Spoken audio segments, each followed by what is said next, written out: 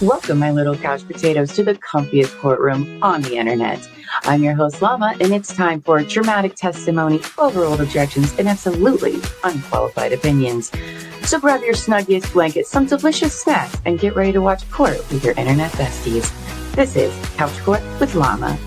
Me bring the jury. Hello, everybody. Happy Fu Kong Friday. Happy Good Fu Kong morning. Friday. And special happy birthday to the lovely Miss Buffy. I think I point this way. Yeah, it is I'm Buffy's birthday. 1 year today. older. 1 year older, 1 year just as beautiful.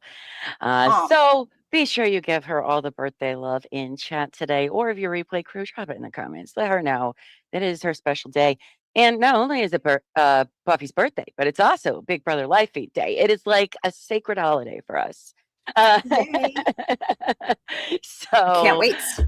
I know. I was training last night, trying to stay up as late as possible with those West Coasters.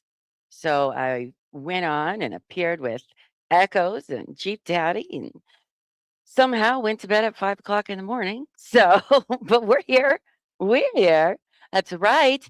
Fukia, happy birthday on Fukong Friday. Thank you. All the stars aligned for Chat you is so today. sweet. I know. It was a Friday. It was Big Brother, even though they played in our faces last night. Mhm. We'll Played talk in our about it. faces. Yes. Well, I mean, we might as well. Starting off with a llama rant early, huh? Yeah, no, we're huge Big Brother fans, in case you don't know. Like live feeder watchers. The show is stupid. I hate it. It's the cheesiest, dumbest thing ever, but it's part of the thing, so you got to watch it. But the live feeds is the real show. It's the real show. And for us, that starts at 9:30 p.m. tonight Eastern. But if you're into Big Brother, maybe you're new, maybe you're like, what is all this live feed nonsense? Do you like to see people get paranoid? Do you like to see them get crazy? I Do you like to see them get all locked in the house together with all these different personalities and all these secret conversations? If you do, Are you messy and just like to watch? It does feel a little weird if you're not used to the live streams, because you're literally just watching people like they're just in a fish tank and you're just watching them. It's amazing. It feels wrong, but it's so not. fascinating. It's not. So 24/7 live feeds. Well, they sleep sometimes. I don't know. Maybe this cast will be early. I don't know what I want. We need somebody to take official notes for us for when they do wake up and we're on. But anyway, if we're not streaming, you can find us in the Courtyard Discord server where we watch the live feeds together. We talk about BB nonstop all day, every day. And last night we watched the episode together. Tonight we'll be watching the BB Unlocked. Ugh, I don't even want to after what they did to us last night. And then the live feeds right after. So come join us there, because that's going to be Buffy and I's life for the next 3 days. And the fact that we didn't cancel all of our shows, that's how much we love you guys. I was this close last night when I thought Rachel was coming on again. I was like, when all they right, tricked us into thinking we were getting Rachel again. And I was like, what? And then I was like, nah, she acting funny. She acted It's just funny. weird. She wasn't acting a certain She way didn't that come I in with the expected. I was like, bag. something's up. She didn't come in with a big bag, but it was a fun time. So if you want to do that, join our Discord server. If you don't know how Discord works, that's okay. We can help you out. It's not that terribly difficult, but somebody can definitely help you out, get the gist of it. But anyway, if you're wondering what we're going to be doing this weekend, it's going to be exactly that. Exactly that. I'll be writing. I have a whole monitor here dedicated to Big Brother live feeds. That's what my third. It's unplugged right now because it doesn't like when I stream for some reason. But all gonna be Big Brother right here at all times. Probably even while we're live, we'll be like listening and watching. When our We've got it on. eyes go like this and be like, girl, they're fighting. They're fighting. They're fighting. Because Angela's in the house. Somebody took a 3-hour shower and fucked up the charcuterie board. No, it's a fun time. It's weird, but it's fun. But anyway, thank you all for being here. We are discussing Laura Owens today. Yesterday was a Bricks and Minifigs day, and it was a very long and exciting day. If you haven't watched our Bricks and Minifigs, our Bam v Reckless Spin coverage, you should. That's all been moved over to the new channel, Couch Court with Llama, which I do have the chats open for both of them. And I appreciate all of you over there chatting in the new channel at Couch Court with Llama. We are eventually permanently going to just only be streaming there, not anytime super soon, but I recommend going and subscribing, hitting the notification bell there, because once we hit that YouTube magic number that I can't remember what it is right now, this show will be exclusively on there. You can find the link for the new channel in chat. I think it's pinned. You can also find it in the description of the video or on this little banner. It's you can tell which channel it is when you look it up. But do at Couch Court with Llama because it is kind of hard to find the actual channel first because of the names of all of our shows. But if you could do that, that would be amazing. You know, we got over 100 subs yesterday total, like 115 or something. So if we could get 200 by Monday, that would be amazing. So if you have like 7 different accounts and want to sub, I'd really appreciate it. Did it. And then we took our significant other's phones and we're like, sub, thanks, here's your phone back. So you can totally do that. Anyway, let's say good morning to our friends today, shall we? We got Rochelle. Hello, good morning. She's first in chat, ready to go today. And Mary, you were with us last night for Big Brother. You are a Nice. newbie, and we're so excited to have you with us. Doing We that. will It's really explain fun. it all to you ad nauseum. Yeah. I don't know if the Raptor is going to be around for the whole season. I was hoping it's the 18th house guest. Girl, you know that they always introduce something like in the first week, and then all of a sudden it just disappears. And we Yeah. do so, it changes all the time. Expect the unexpected. I can see both chats, PGT, because I have that sort of power. I don't see them here, but I can also see them on the other two that I have open. But you guys can't see each other for right now. But that'll all change very soon. So, hello, Cindy. Good morning to you. April, good morning. Happy Fukong Friday to everybody. It is Angie, Fukong good Friday. morning. Nadia, good morning to you. Happy Friday. I hope you'll have some good weekend plans. We told you ours. Those are our plans from now on. We don't do anything else with our lives. We get our snacks. Oh, and when they do like the endurance comps where they could be up doing whatever for like hours, we do have like a slumber party on the Discord Oh, yeah. server We with will little stay up all-nighters all and night everything. for the pressure cooker. Right? Yes, Mary, we are live. Oh, thank you for opening up both chats. We really appreciate engagement on both. If you could at least like the video on both, that would be really, really amazing. So you're on. Oh, you guys are so nice. I Oh, know, you guys are the they're so best. supportive. We have the I best know. chat. We really, really do. We really, really do. We mean it. We can Hello, definitely Enid. see you, Savage. Just because you're talking shit in the other channel doesn't mean we can see you. Those screams come directly here. Directly here. That's right. No, I'm just kidding. Hello, PGT. Good morning to you. Excuse me. Sorry. Again, I was up till like 5 o'clock in the morning. So, hello, Bells. I don't think I said I do you yet, but whatever. I'll do it again because I like you. Hello, Echoes. Had a late night. Sure did, buddy. Sure did. I mean, honestly, I really enjoy talking with Echoes and Jeep Daddy just on a personal level or, whatever it is we're talking about. I really enjoy my conversations with them. Last night we kind of had like a Llama learns about Mormonism 101. I took notes. I don't know if I'm going to understand them as much today as I was yesterday. But I'm going to do my best for the whole BAM things. Oh, I was talking about that.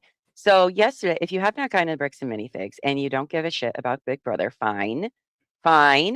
But if you could go watch all of our Bricks and Minifigs coverage this weekend, what is that thing crawling on my screen? That's weird. Oh, I switched us. Whoops. Oh, I forgot my screen is touch screen. Oh, exciting. You should get caught up on the Bricks and Minifigs drama saga, as we are going to start covering that more and more. We're still going to cover Laura. I think Laura will probably just be on Fridays for a little while so we can get caught up on the other one. Because we are at a point in the Laura story where we can kind of slow down a little bit. Well, obviously, we still have so much more to go, but there's not like Right. that boom, boom, boom. We need to get through all this stuff to get to this hearing or, you know, all of that. So finally, we can just be like, okay, we can digest it. Plus, it's a lot of David and Laura and the dumb shit they say, which I love. I love hearing it. I really, really do. But it might break my brain if I read too much back to back. So, if you're not caught up on the bricks and minifigs, I really, really recommend it, especially if you're here for Laura Owens. There are a lot of things that we find interesting about this that I think you will find interesting about it as well. It's much bigger than Lego, and it's much bigger than Reckless Ben. It's much bigger than Bam. It's you guys are gonna love it. You love complicated stories. I know you do. That's why we're all besties here. So catch up on that. Yesterday we had an interview with the last relic, who was incredibly nice. We had a really good time with him. We were on for like 3 hours with him.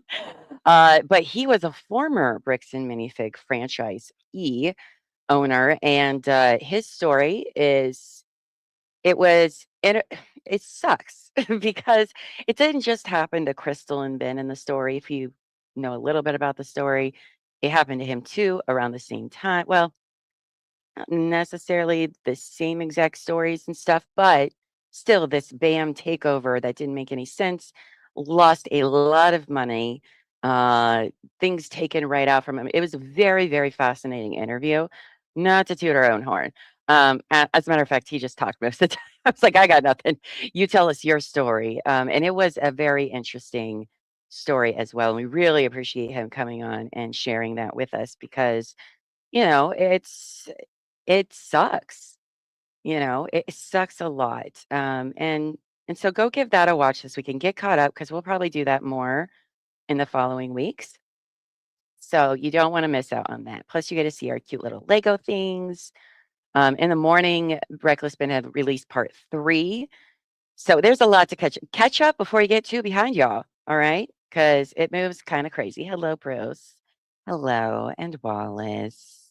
More birthday love for Buffy. Oh, I love that. Again, you guys are like the sweetest. Thank you so much, y'all. You're- Supporting the coffee cartels today. No, it's the Alani cartels. Well, we're not sponsored. We like Alani. If you like refreshing, delicious energy drinks that don't have the horrible aftertaste of, say, Monster and Red Bull, and it just tastes like candy, and you have to remind yourself you can only have one. Don't be crazy. I know. It's so hard because I'm It's like, so I hard. want to drink all this and I need another one. Right? These So are good, cotton though. candy flavored And look, and delicious. 10 calories. Oh, yeah. And they're gluten free, vegan, which I don't really care about any of that. There's a lot of bee stuff in there. I don't know. Vitamins. It is 200 milligrams of caffeine. It is a But I'll tell lot you of what. caffeine. I'll tell you what though.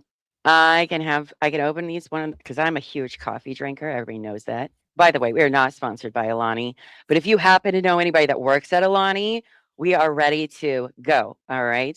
Maybe women in their 40s are their targeted audience because we're older.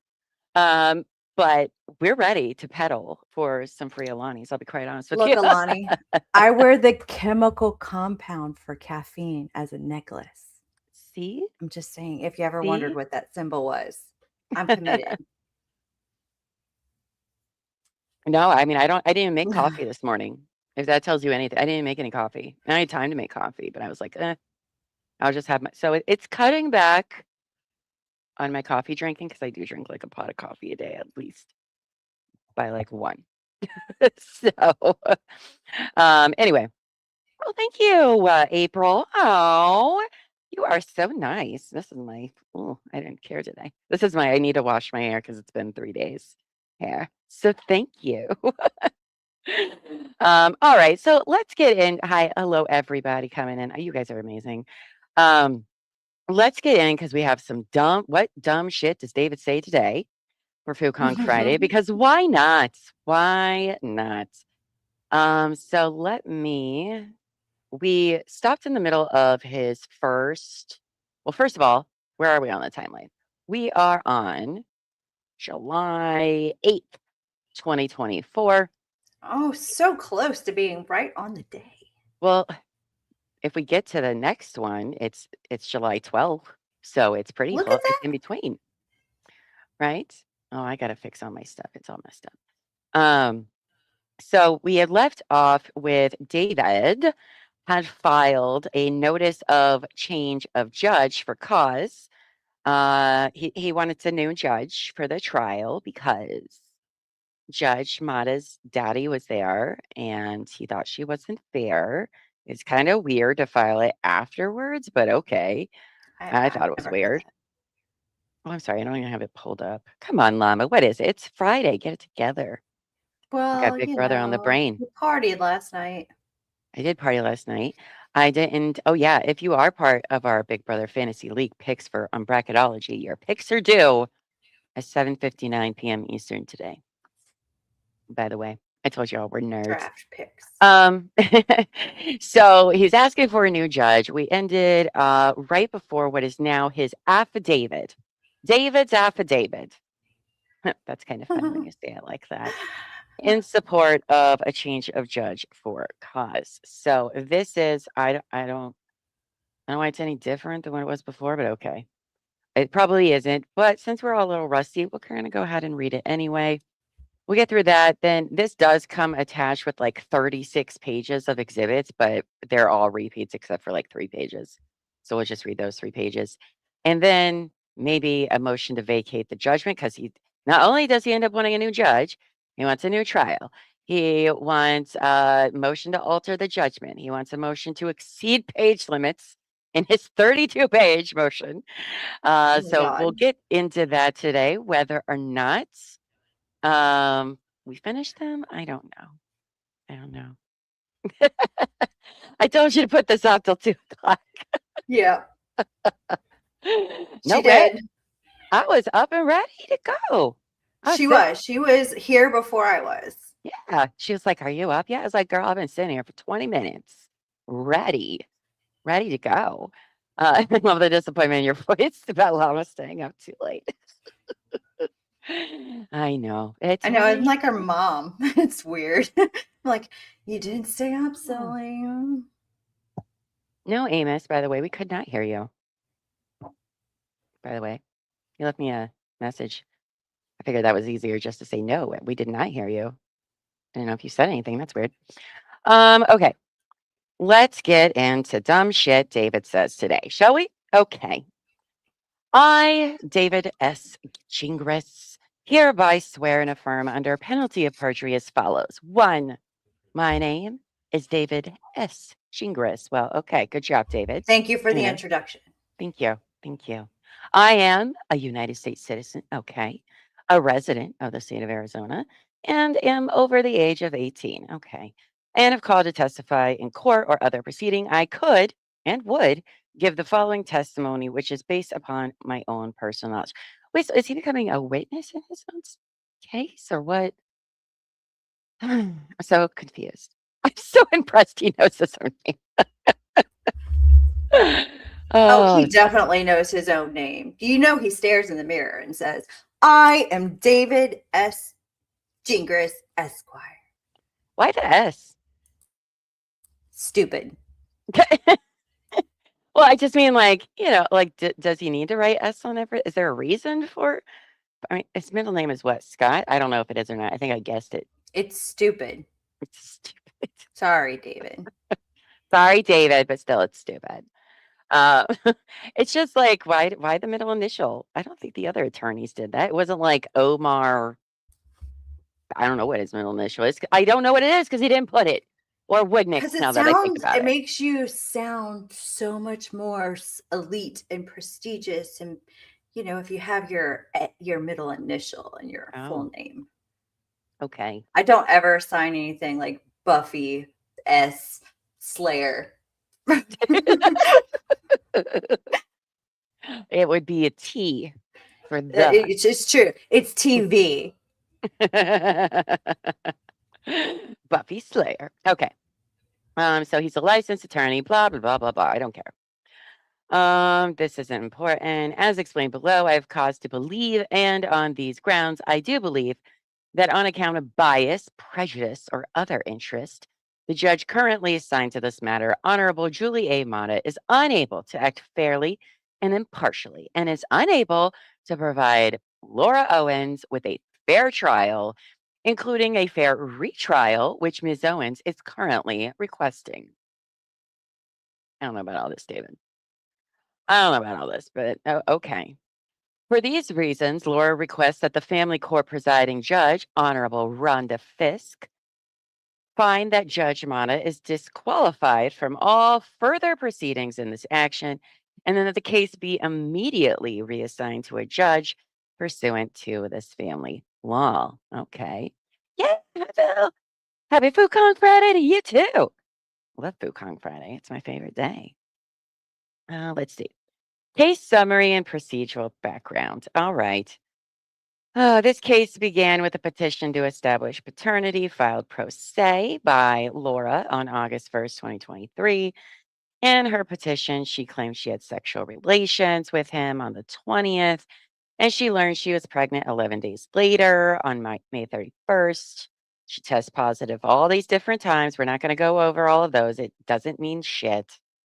No matter how much David wants to say it, doesn't really matter. After Laura informed Clayton of these positive tests on June 19th, Clayton invited Laura to his home. She pees on a stick and it's positive. It's disputed whether or not she did it in front of Clayton, like she claims, or Clayton says no, she shut the door. She didn't want me looking in, that's fine. In any event, the third test was also positive. Two more positive tests, one on August, no, I'm sorry. After two more positive tests, the parties were unable to reach an agreement on how to deal with the situation. So Laura files this thing pro se on August 1st. Remember, she's all like, I passed 2 sex and thought I was miscarrying on the 23rd, but I talked to a telehealth person and I just decided instead of going to the hospital, I'm just going to pee on a pregnancy test to see if I'm still pregnant or if I had a miscarriage. But there wasn't that much blood, so don't worry about it because it makes sense. On August 21st, Clayton filed a pro se response denying the paternity. In response, Clayton claimed only oral sex occurred between the parties, not sexual intercourse, and he further alleged this entire petition is made up by Laura. Yeah, we're always love, girl. Hi, Wendy. Welcome in. Hello, Tony. Can anyone else believe those grifters get another freak? Oh, yes. Oh my God. I forgot about I've had to take in so much news the last couple days. Did you know that, Buffy? They gave them until they moved their foreclosure to the end of September, the 29th, 2 days after my birthday. Oh, Which is wild. really? That's what I read. That's what I read in the Discord because I haven't got to listen to that stuff yet. So that's wild. I mean, Right? Exactly, text packet. That's fine. Just pee on a stick. You'll be fine. It doesn't matter. So fucking stupid. guess it gives them a little extra time to find a place to live, I guess. No, I think who was it? Was it Tiff's? No, I was a Patch. I don't know. Because everything's a blur these last couple of weeks. But somebody was saying, well, she could try to like sue the mortgage company or something. I don't know. I don't know how any of that Oh, stuff works. good luck with that. But as another delay tactic, they're going to find another delay tactic. Why did they give her another 2 weeks or 2 months? I mean, is it so they could look into things more, or I'm interested. We have no idea. Probably California would be my guess, but who knows? Who knows? Those pesky or Owens are. I don't know how they get out of their shit. It's wild to me. I don't get out of shit. Some people step in shit and come out smelling like a rose. I step in shit, come out smelling like shit. Covered in it. So cakes in my hair and everything. Like, oh, And I track it all through the house.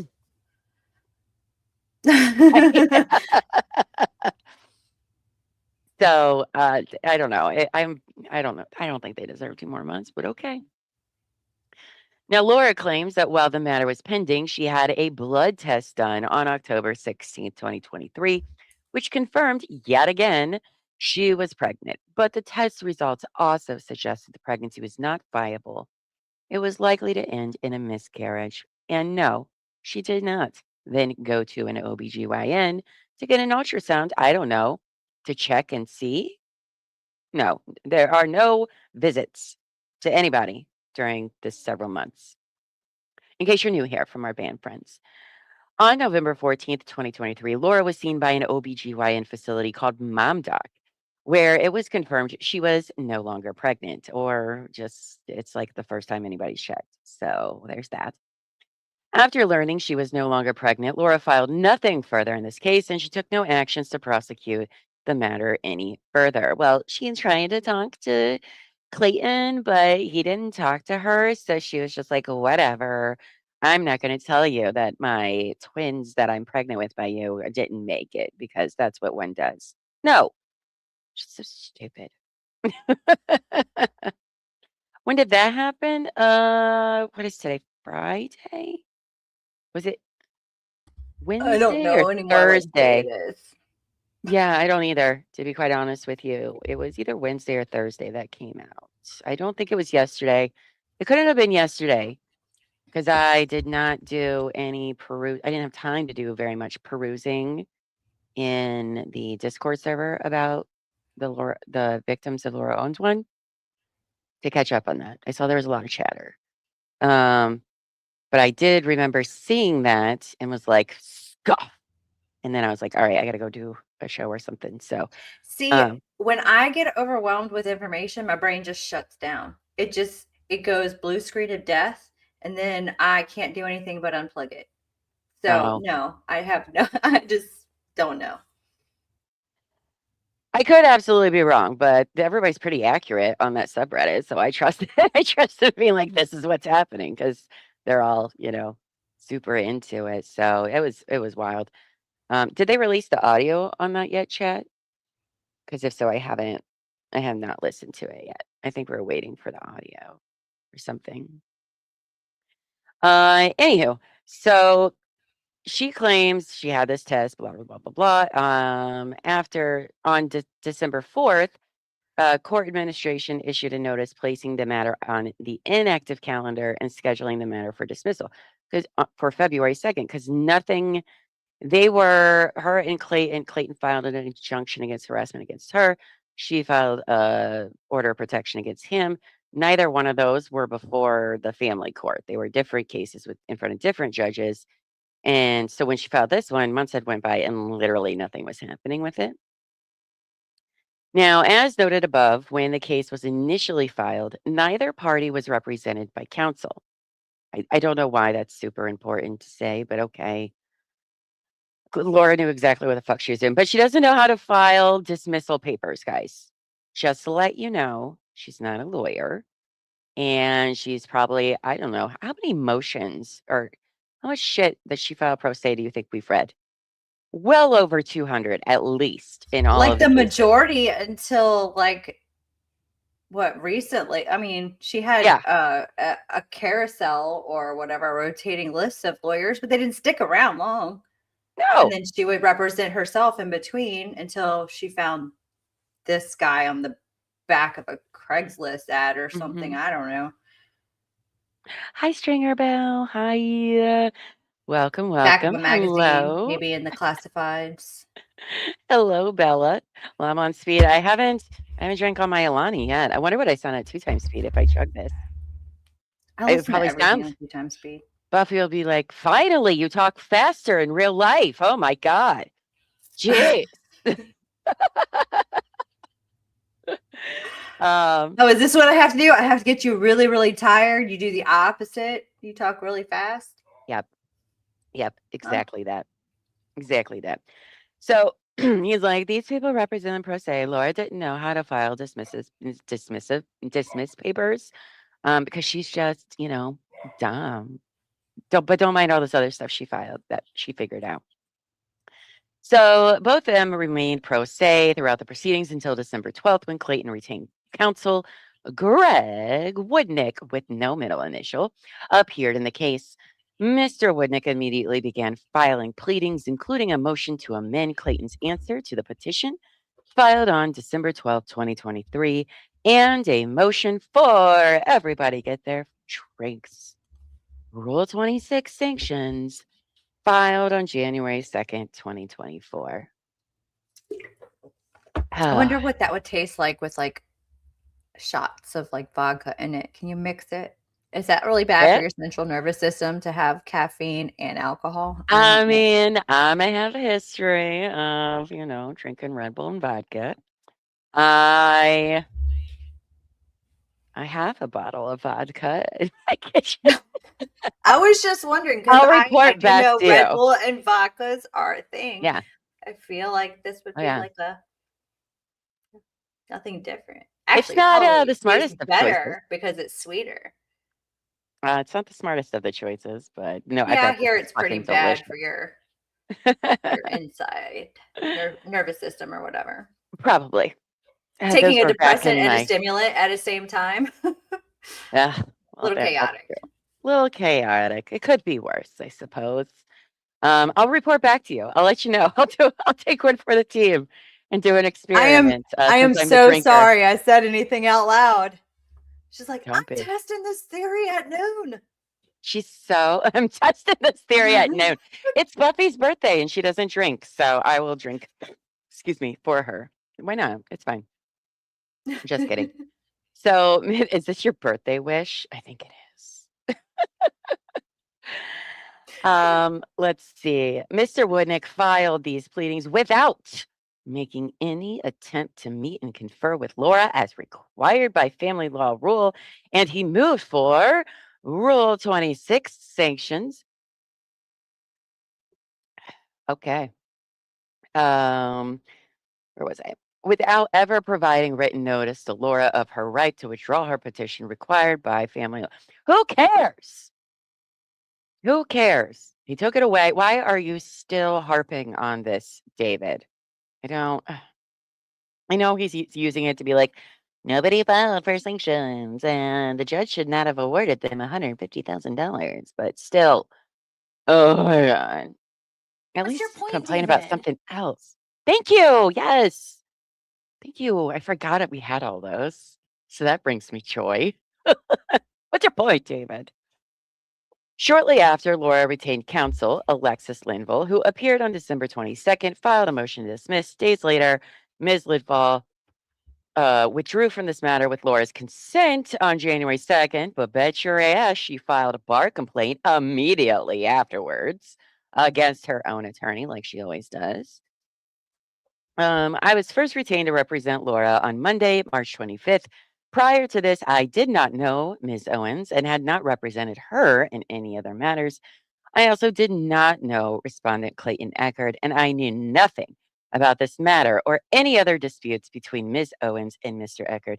Does he go through and talk about whether or not he's a Bachelor fan or wait, when we first learned about him, David, didn't he say he was a big Bachelor fan until what the one host like got taken off the show or something?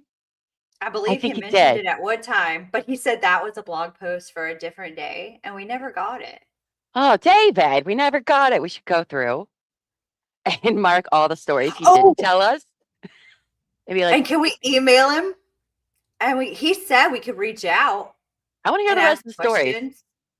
Be like, Wanna hear the sir, rest- I just want to hear your thoughts on the Bachelor show and why you stopped watching. I don't really care about anything else, actually. Right? We don't care segue about The into asking. Bachelor. We don't know anything about The Bachelor. I don't. Literally never watched The Bachelor. Obviously, we're Big Brother fans. And we're not ashamed to admit it. But yeah, we should make a list. Maybe after last night's episode. Well, I'm sorry if you watched the last show. night's episode and then you go, what the fuck? And look, we're all embarrassed by that. we are. We're always embarrassed by the show. The show is embarrassing. Okay. I don't understand why it's so fucking bad, but it's the live feeds. That's the real show. Don't even worry about all that stupid, dumb shit they do on TV 3 days a week. It's unbelievable, quite frankly. It's not necessary. Oh, This stream is gonna go sideways. We're just like Laura Owens, but also Big Brother. It's gonna be bad. it's I our don't know why we just therapy don't have a session. separate stream I know. for Big Brother. That's exactly what I thought last night afterwards. I was like, fuck, we're gonna have to start a whole new channel. So we have a place to yell at the Big Brother producers. So maybe, who knows? When we're gonna have time to do it? I don't know. It doesn't matter. We'll just sit here and watch it, I guess, and talk about it at the same time. I don't know. Anyway, back to this, not Big Brother. We got it all on the brain. We're still processing the trauma that we saw. You know what was kind of fucked up, Buffy? Is that, you know how, sorry guys, I know I just said we're moving on, but we're not. But I thought I saw this last night. Somebody pointed it out in Reddit that, you know how at the beginning they did the in memory of for Mickey from last season who passed Yeah. away. And then the last shot of the show is showing dead skeleton Rachel is the last, like, what? And I was like, I didn't that even. is what happens.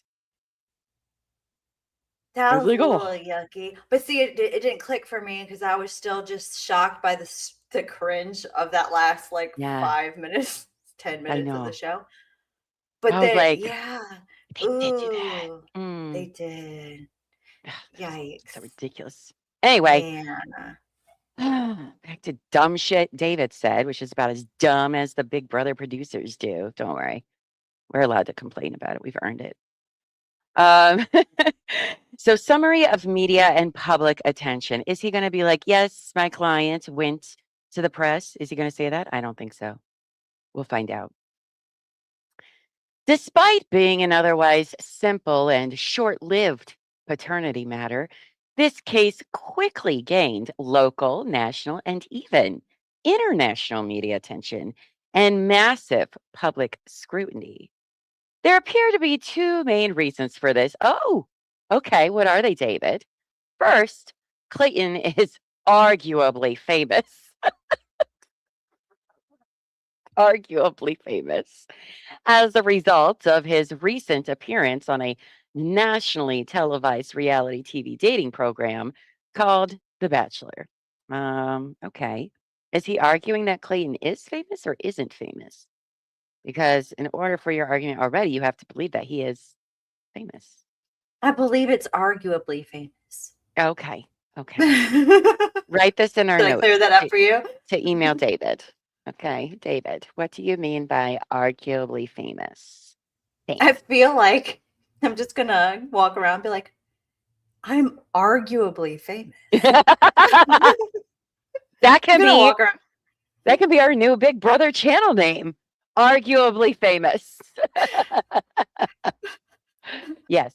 All right, so this media attention is relevant and important to understand the basis for this. Where's the second part? Where was part 2? You said 2 reasons. You We're said on 2 reasons. is important to understanding the basis for this notice because it appears the trial judge, Julie Mata, allowed the significant media hype and public attention to overwhelm her better judgment, eventually causing her to engage in conduct which violated Laura's right to due process, including her right to have this matter heard by a fair and impartial jurist, because that key issue is key to understanding what happened here and grounds for disqualification raised by Laura. This subject is discussed in some detail below. The first one should have been your client literally went to the tabloids and the press, in her own words, to put pressure on Clayton she wanted the public to put pressure on him to cooperate with her for this paternity case. That's what your client did. But okay. I need you to read this because I gotta go get socks. My feet are cold. They're so cold. Where did you leave off cold. at? Sorry. Oh, no, that's okay. Part 21 I just here. listened to your voice. Aw, thanks. I'll be right back. Okay. I'm listening though. And I don't think there's any BJs here. Oh, no. It's coming. It's wow. Word choice. All right, I'll be right back. Okay. For anyone who is not familiar with the show, The Bachelor is a long-running reality TV dating show that first aired on ABC in 2002. The show involves a single male star, the titular titular bachelor who is presented with a number of female contestants, usually around 25, from which to choose a potential fiance. In addition to The Bachelor involving a single male lead, the show has several spin-off series, including The Bachelorette. I feel like you're writing a description, like are you pitching the show? Are you trying to sell me on the show? It's like, thank you. Over the course of a season, which lasts for many weeks, The Bachelor goes on various group and individual dates with female contestants. And at the end of each show, The Bachelor chooses which women to keep and which to send home in a rose ceremony. Where You know he what? selects. David could go on The Golden Bachelor. Isn't that a show? How funny He's would in that be? mourning. That is. Oh, yeah, that's is right. That was super not inappropriate. appropriate. Yeah, it was. I just remembered that. I'm sorry, that was inappropriate. But someday, if you want to, I was you know, joking. I was joking. I was joking. I wasn't. it was really probably just too soon for that. I did not factor in what too happened soon. there. So sorry. I mean, I've got like 5 hours of sleep. We're fine. we're functioning at. Llama gives us the brain drain, the battery drain percentage daily as it goes along. It's like That's I'm true. functioning at 20%. She's like at 5%. She's on the backup supply. She's plugged it in, trying to recharge. I'm arguably awake right now. I believe that. Oh, Lord. Okay, so there's a rose ceremony where he selects his preferences by asking, will you accept this rose? See, that's cheesy. It's so cheesy, which is why I'll never watch this show. Also, it just seems oogie. Anyway, not to say anything about, anybody who does enjoy The Bachelor, to each their own. That's right. I watch stupid reality Big Brother, which there's a raptor and a volcano. But we also do see the hookups. So, like, it can get real gross. Real fast. Oh, I hate that show. Anyway. So much. I hate them.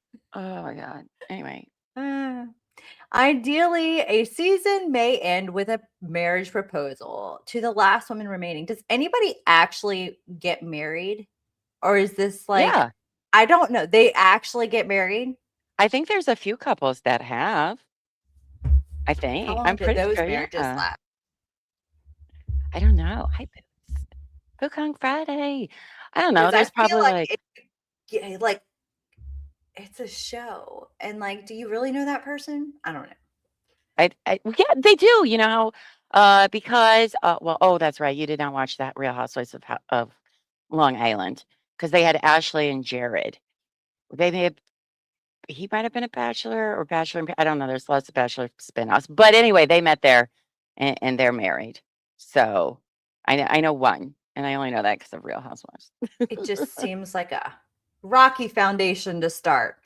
Oh, Trista Wren, only one in 20 See, years? I'm Over telling 20 you, years? I don't feel like it's a good, solid foundation for a relationship to start. Wow, that's I'm sure there's an exception. It's like, That's what I'm saying. That's what I'm saying. Yikes. If you like Survivor, there's 2 survivors on Big Brother this year. There are 2 Survivor people. Yeah, Rick Devens and Dee. But we don't technically know that till tonight, I think. Well, spoilers. Pretend like we didn't read the spoilers. So if you're a Big Brother watcher and you didn't know that, sorry. No, sorry. Sorry, not sorry. Okay, so there's a few, but there's not very many, which is very not surprising at all to me. No, but okay. It's weird if your premise is like love. It's not. It's not. You can't really know somebody, but that's not love. That's speed dating and then getting a marriage proposal at the end of it. Arguably love. It's arguably love. Interesting. See what you did there. So, do you want me to finish or you want to pick up? Yeah, go ahead. Or did you talk a lot yesterday? I can keep going. It's up to you. Clayton appeared as the star of season 26 of The Bachelor which aired on ABC from January 3rd to March 15th, 2022. As a result of his appearance on this popular show, watched by millions of viewers, Clayton gained some degree of nationwide fame. I don't Arguably. think it's the kind nationwide dislike, maybe. That's true. And his role on the show was heavily promoted and advertised by ABC, as is true of all seasons of the show. Okay. So there's a few that hooked up and got together and are still together and have kids and stuff. And yeah, hey, I love a good train wreck. I am team fun feeds always for Big Brother. It's more chaos, the better. I love watching it happen. It's amazing. So I get that. I get that. It never works because if you are a bachelor, you have too many choices. And if you're on The Bachelorette, your male ego isn't in it for love, but to win. So you lie, cheat, and deceive. Oh, are there fights? You remember the shows Rock of Love and Flavor of Love? You remember those train wrecks? I The didn't get days. a. You did. I didn't They're get to watch still on that. I think they're on Paramount Plus. But they were originally aired like on MTV, right? Either that or VH1. I think it was Yes. VH1. I don't know when those aired, but Like the early aughts, like 2001, probably. I was yeah, definitely still in high school, so. But no, I didn't watch that. oh I man, was, if it was wild. 2002, I missed a lot between Yeah, 2000 and 2001 because I yeah. was gone. Interesting. There's Clayton with his puppy photo, which is supposed to apparently make you not. I mean, how nice of a guy does he look there with all the puppies? I don't know why he chose this picture. They had to have other promo pictures, and David picked the cutest one, which is weird, but okay. We're supposed to believe he's a liar and an asshole and a deadbeat dad, but look at all his puppies. They're so cute. Yeah, I Now, bet he's mean to those puppies. But so this leads to the second aspect of this case, which caused it to gain far more public attention than normal. As the previous star of a nationally televised TV show like The Bachelor, Clayton has a large and highly devoted fan base, including many followers on social media. For example, Clayton currently has nearly 300,000 followers on Instagram. See his Instagram link, and more than 60,000 followers on TikTok. So we're just not gonna bring up what Laura did at all. The first main reason, that probably she wouldn't have done that. These wouldn't have been as big of a deal. Oh, thank you, Dream Sigils. I saw that. Thank you. That's so nice of you. Thank you for the super Thank you. chat and the support. I always try not to say signals. I know it's sigils, but my brain is always delayed there. But thank you. That's so kind of Aw, you. makes my heart so big. Tony says David Gingras was jealous of Clayton, was younger, stronger, sexier, and what a old middle-aged man wished he still was. So he wanted to bring Clayton down a peg. He goes about it in the weirdest way. I'll say that. How do you join Discords? You have an account? The mods will drop the Discord link in there. Go ahead and join. We are there. We are going to be there a lot. We do lots. And we're watching House of the Dragon too on Sunday nights. So even if Big Brother's not your thing, but House of the Dragon is, we watch that in there all together. We stream it, everything. So let's see. All right, we're done with that. These facts, Clayton's fame and the huge popularity of The Bachelor, coupled with the extremely odd allegations in this case that Laura faked being pregnant with Clayton, have caused this otherwise simple case to gain a massive amount of public scrutiny and attention from local, national, and international news media. But again, Laura started it. How are you going to leave that out? Yeah, they always forget to include that. Like, it's convenient how they forget that part. Very convenient. Very convenient that she dropped a Dropbox on Reddit, on the Bachelor Reddits, and brought all the attention to that, the tabloids, everything. Yeah, Hi, Lainey. it's very weird. It's very weird how they just forget to mention that. Mm-hmm. I In think addition, Woodnick should mention it more, honestly. more, because it's not, in my opinion, it's not arguably that this isn't Laura's own doing. It is. There's no argument to be had there. In addition to being widely covered by traditional news outlets, this case has also received massive attention on social media, including sites like Reddit, again, your client's fault, Twitter, and YouTube, among others. For instance, anonymous fans of Clayton have created social media pages focused entirely on this case, including a Twitter account using the hubristic subrequest. Oh, look at you with your big words. Justice for Clayton, or JFC. The JFC Twitter account has posted obsessively about this case nearly 3,500 times. One example of which is You shown below. counted? Right? Also, you've had more blog posts about this. You are not in the free and clear, David. Oh my God, you have written so many blog posts about this. It's ridiculous. You should know better, first of all. So look at this. Shout out to the Seeking Justice for all victims of Laura Owens, who we love because they do share our streams on Twitter all the time. I hear, because I don't have social media, which is also why I'm not a fan of Clayton. I mean, I don't have a problem with the guy, but I would not say I'm a fan. I didn't even watch a show. I just I don't like people getting fucked over, but okay. Watermelon cooking on the 4th of July. That's cute. Wishing I just read wishing a happy and safe 4th of July to everyone but Laura Owens and David Gingras. He took offense to that. He was like, damn, you hurt his feelings, They don't guys. want me to have a happy day. What? In addition, maybe if you didn't call them, oh my God, what did he call them? Oh, basically fucking morons. Scum. Oh, a lot of not nice things, David.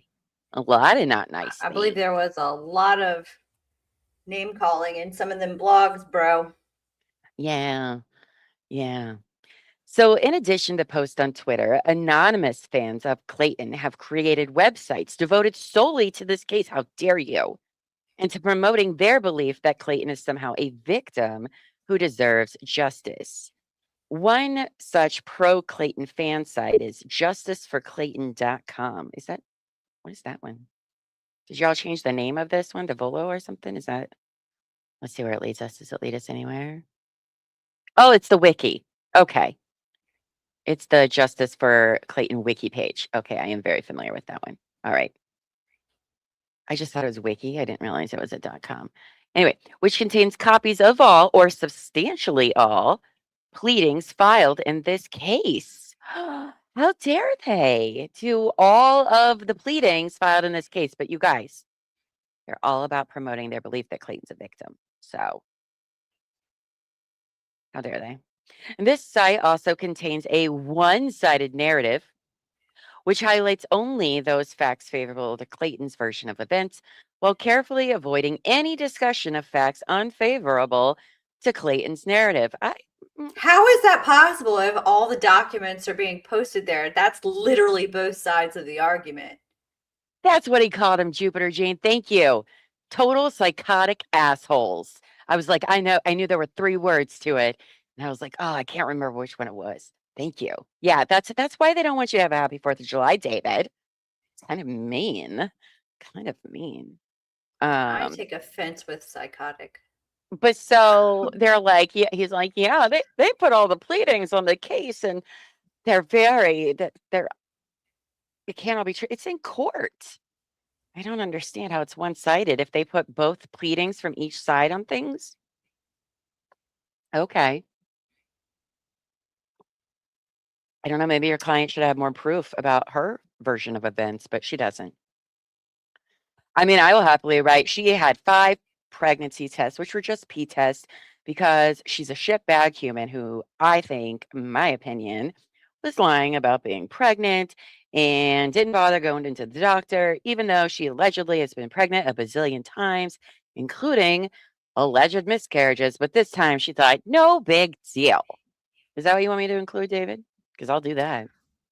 This needs to be your podcast name or a channel name, and I would take that quickly before somebody else does. Psychotic for justice. That's perfect. That's perfect. Maybe that can be one of our nail polish colors. Psychotic purple. Psychotic for justice. Oh, purple. I like it. I like it. We're getting Oh. we're gonna do a nail polish line. We're gonna figure it out. Oh yeah, no, I don't think maybe you were around last night for TCW, but Terry's legitimately looked into this, by the way. Okay.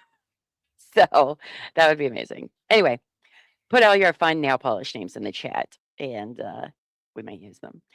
So let's see. Oh, it's all one-sided, and I don't like it.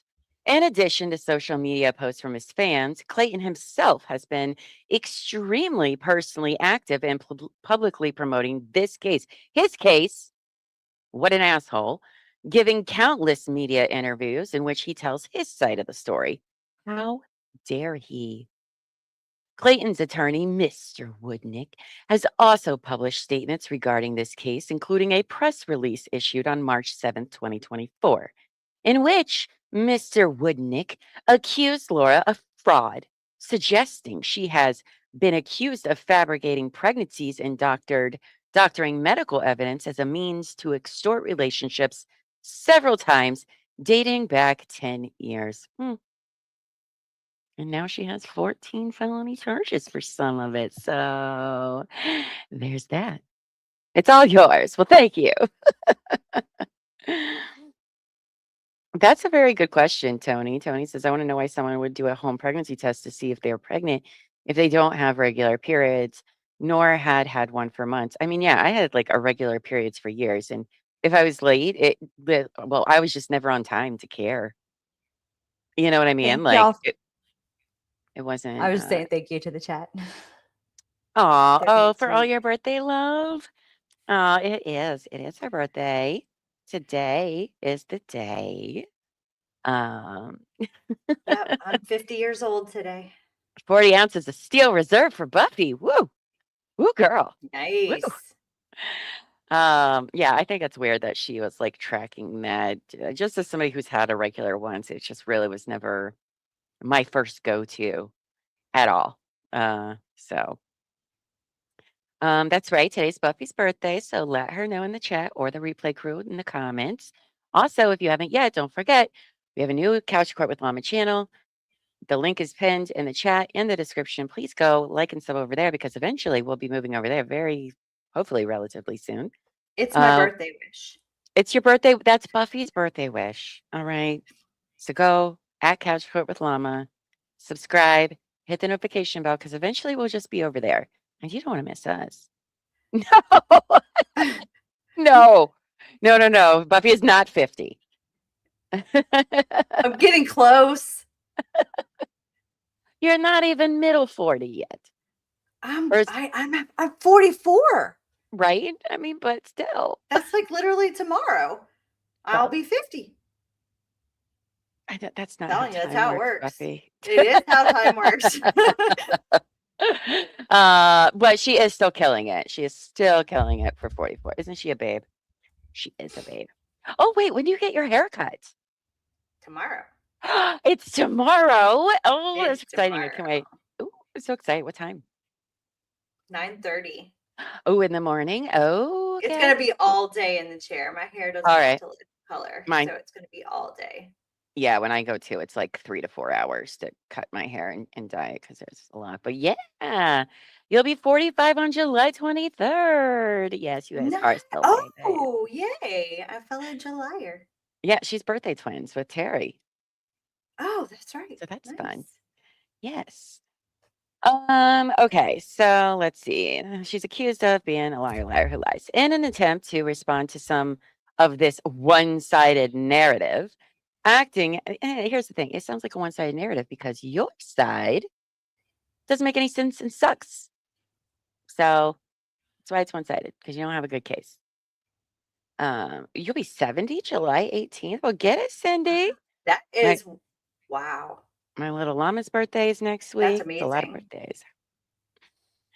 In an attempt to respond to some of this one-sided narrative, acting at Laura's request and with her written permission, I have occasionally posted comments about this case online, primarily on my personal website, which they redacted, but I understand. He didn't redact this, I'm pretty sure. And on my Twitter account, redacted. The purpose of these comments has been primarily, if not exclusively, to respond to information being circulated about this case by Clayton, his lawyers, and or his fan supporters, and also to tell you that he was on Dr. Phil. Okay. Okay, I'll let you know. All right. In case you forgot, he's going to include a link to the video. Right. When I post comments on either Twitter or my personal website, members of the public can and often do post responses, comments, replies. This point is important for reasons I will describe further below. Okay, well, that's on you for not shutting down your comments then. I mean, is it your first day on the internet or It probably was. It just didn't work the way he thought it would. no? Both of them really, it backfired on them. So Yeah. The comments section doesn't really go the way you think it will sometimes. no. I mean, how we had one comment yesterday for BAM, which was, I don't even know what they were saying. Did you ever leave that response back to them? No, I didn't. I didn't. It wasn't on the new channel. It's on Terry's channel. And I didn't want to, I had to think twice about being mean. Yeah. But like I honestly wasn't sure if he was insulting us. He was insulting Ben. He was insulting Brooks and Minifigs. I didn't know what actually was happening. It was very confusing. And AI lawyers are better than real lawyers, apparently. No. We don't even need attorneys. We can just hire. We have AI. That was the gist of the conversation or the comment. Pretty much. And also we're a shill for something. Yeah. Or I don't think so. I wasn't sure who is the didn't get a memo about. It was very, very confusing. I didn't get a memo about being a shill. Is there a guidebook or something? I don't know. If so, I didn't get it. Was there supposed to be a paycheck involved in being a shill? Because we're getting I think screwed. so. We are. We need to negotiate is what we need to do. All right. So now we're going to talk shit, apparently, about YouTubers Dave Neal and Megan Fox. Ooh, scary. Uh-oh. Before discussing the specific issues and conduct giving rise to Laura's request to disqualify Judge Mata, it is important to understand some of the other participants who will be mentioned further below. Two such participants are individuals named Dave Neal and Megan Fox. Uh-oh. Dun, dun, dun. I love all the name dropping he does of people. I do love, as we read these documents, to see certain people, like whether they're in chat or on screen or wherever, be mentioned in these documents. It's kind of like, oh shit, I didn't know we were in the presence of royalty. Like Jill was featured in one of her was it your ex post, Jill? I think it was. Didn't even know. It's very funny. Yeah. We're in the presence of very famous people. Feel privileged. Yes, they're famous. We're arguably famous. I do not personally know either Dave Neal or Megan Fox, but during the course of this proceeding, I have become generally familiar with them. Didn't he email a bunch? Didn't he email Megan a bunch? Was this after this part or when? I feel like I heard Megan say that he had emailed her quite a few times, but I don't know when on the timeline that is. According to his YouTube channel, Dave Neal Comedian, Dave Neal is a stand-up comedian who lives in Tennessee. Dave also creates and publishes videos on YouTube nearly every day. How dare he? Do you think he lost all credibility with the judge once they realized it was a stand-up comedian? Like, isn't this what comedians do? Right, exactly. Like, okay, like, what are you complaining about? I don't understand. Also, why are people always like, oh, those fucking YouTubers? they're not serious about things whenever they want to be like, how dare they? He did email Megan a lot. Okay, so I thought so. Yes, she has the whole musical. All the Best musical, right? Is all of her emails from David that she put into a song, right? If I remember right, yeah. I just didn't know when they occurred, but I love that. Do you want to have a phone call? Oh, yes, Dave has rented space in all of their heads. That's why she's so broke. It's the only place they have to live here come 2 months. Over the last several months, Dave Neal has obsessively published hundreds of hours of videos regarding this case. Again, often on a daily basis. Oh my gosh. As reflected on his YouTube channel below, these videos are generally almost universally devoted to viciously attacking Laura and often me, and to proclaiming that Clayton is a victim who deserves justice. Notably, Clayton has personally appeared in several of Dave Neal's videos, and it is clear that Dave Neal is not covering this case as a neutral journalist, but rather as a passionate, obsessive advocate for Clayton. I disagree. I went back and watched his coverage from the beginning. I didn't get through all 300 something videos, but I got there like 100. And he was, quite frankly, very fair. He was looking for the truth in things. He's very adamant about that. Dave was way fucking nicer dealing with her bullshit than we would have been. I'll tell you that. He even called her Jane Doe the whole time. And they were kind of shitbags. So, and how dare he want to, I don't know, talk about a very important story? They're just mad because Laura is not as popular among the masses as Clayton is. Besides, what are they going to talk about with Laura? Anyway, so there's Dave's channel. He has a whole playlist, by the way, if you want to watch his coverage from like the very beginning of it. Another YouTuber following this case is an individual using the name Megan Fox. Okay. Who I believe is a resident of New York State. I do not personally know Ms. Fox. I believe that name to be a pseudonym. Is it? Oh, I mean, maybe. I don't know. I just assumed that was her real name, but okay. But she has contacted me via email several times during this case. And I understand that she claims to be a journalist who publishes stories on an extreme far right wing news website. She has contacted you via email.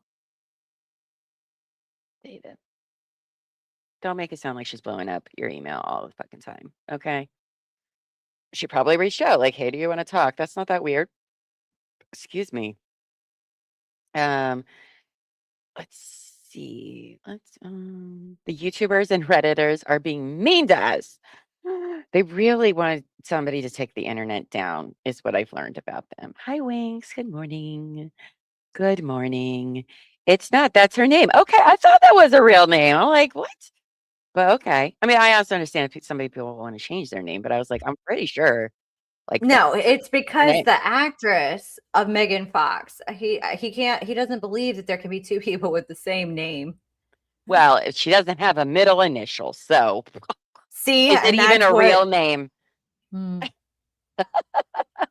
Yeah, I believe I heard her say that, yeah, she did reach out to him to, talk to him and have questions, but he was making it sound like she's a fucking, like, psychopath.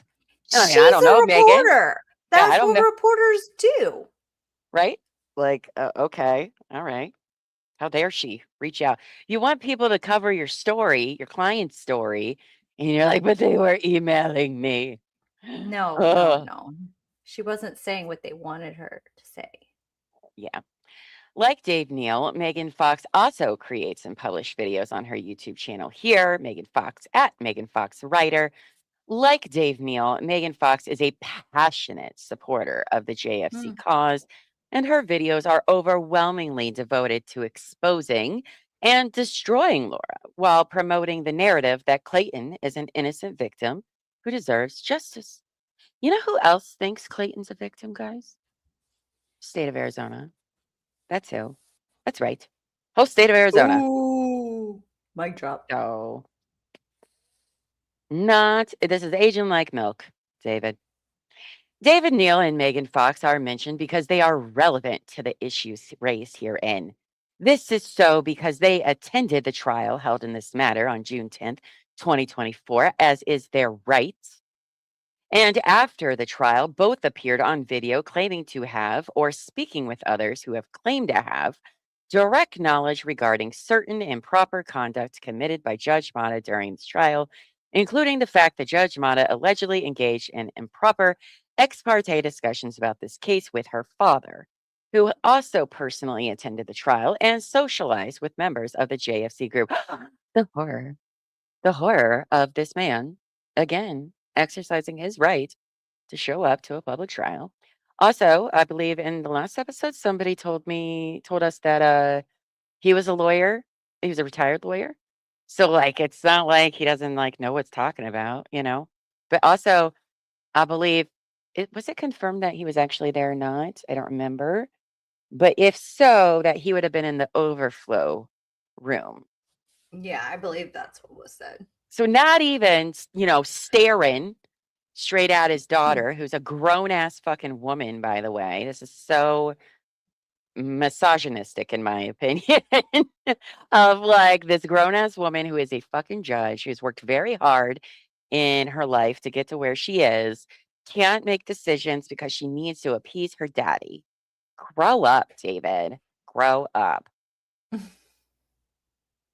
Shortly, I bet he would never say that about a male judge whose mommy is sitting right there in the corner. Has your mommy ever been to any of your stuff, David? Just wondering. No, that's probably why he is the way he is. Yeah, he is just dumb. Okay, so that was the musical one where she used the emails. Okay, all right. Oh, jeez. He's ridiculous. David, it's a secret. But there were 2 Nicholas before me and one after. Don't tell anyone, but some people do have the same names. Nicola. Is that why the 3? I just thought that was your middle initial. It was reported that he was in the overflow room, but the story became a game of telephone. Yeah, who cares? Again, Shh. we've watched trials where the judge's significant others have come in and sat there because they were going to go have lunch together. It's not. I don't think it's a big deal. And besides, whether they're related or not, he has a right to be there, Mister. Constitutional First Amendment rights and all that jazz. You can go in there. Shut up, So text packet. His mommy has? where did that happen? Oh, she has. Oh. That's We haven't gotten. There's a adorable. look at me, mommy blog. Shut up, cool. Hi, good morning. What? Of course there is rules for thee, but not for me, because his mommy's special. Yikes, dude. Can't wait. Can't wait. So shortly after, so this is summary of pretrial judicial bias. Shortly after I became involved in the case in late March 2024, several events occurred which initially caused concern regarding Judge Mata's possible bias and lack of neutrality. Specifically, immediately after Laura retained me to represent her in this matter, I attempted to obtain a copy of her file from her previous counsel. Oh, for fuck's sake, what does it have to do with Judge Mata? Unfortunately, Laura's prior counsel did not promptly respond to this request. This made it impossible for me to respond to a motion to compel filed by Clayton before I was retained. The response to the motion to compel was due mere days after I was retained. Well, David, though, you wrote a freaking 42-page document asking for more time. Maybe it's 39 pages, whatever. It was way too It many was ridiculously long. asking for more. And you could have spent that time replying to this motion to compel. So if you did all of that in like 2 or 3 days, why couldn't you have done it with this? But what do I know? I am just a total psychotic asshole. Mm. His mom was at Rob's hearing, Cindy. No. Fiance. Aw, your daughter's the fourth. I love that. I love that. I don't know what made him this. I have so many questions of how the Owens and him, how certain people have gotten this far in life doing these. I don't understand how we get here, but okay. Some fathers take pride in attending their daughters' events, just as Ron. Mm, that's wild if his mom was at one too. Again, but either way, I don't care. His mommy can be wherever, but like, don't. Who cares? Who cares, David? Who cares? Because I could not respond to the motion to compel without a complete copy of Laura's file, even though I could have went on all these websites I just talked about that had all the documents, but you know, I didn't want to do that. And because Mr. Woodnick refused to agree to an extension of time on April 1st, 2024, I filed a lengthy and well-supported motion seeking an extension of time to respond to the motion to compel.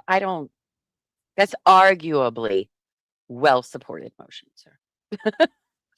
That motion explained the request was primarily based on the fact that I did not have a complete copy of Laura's file because our previous counsel did not promptly provide the file to me.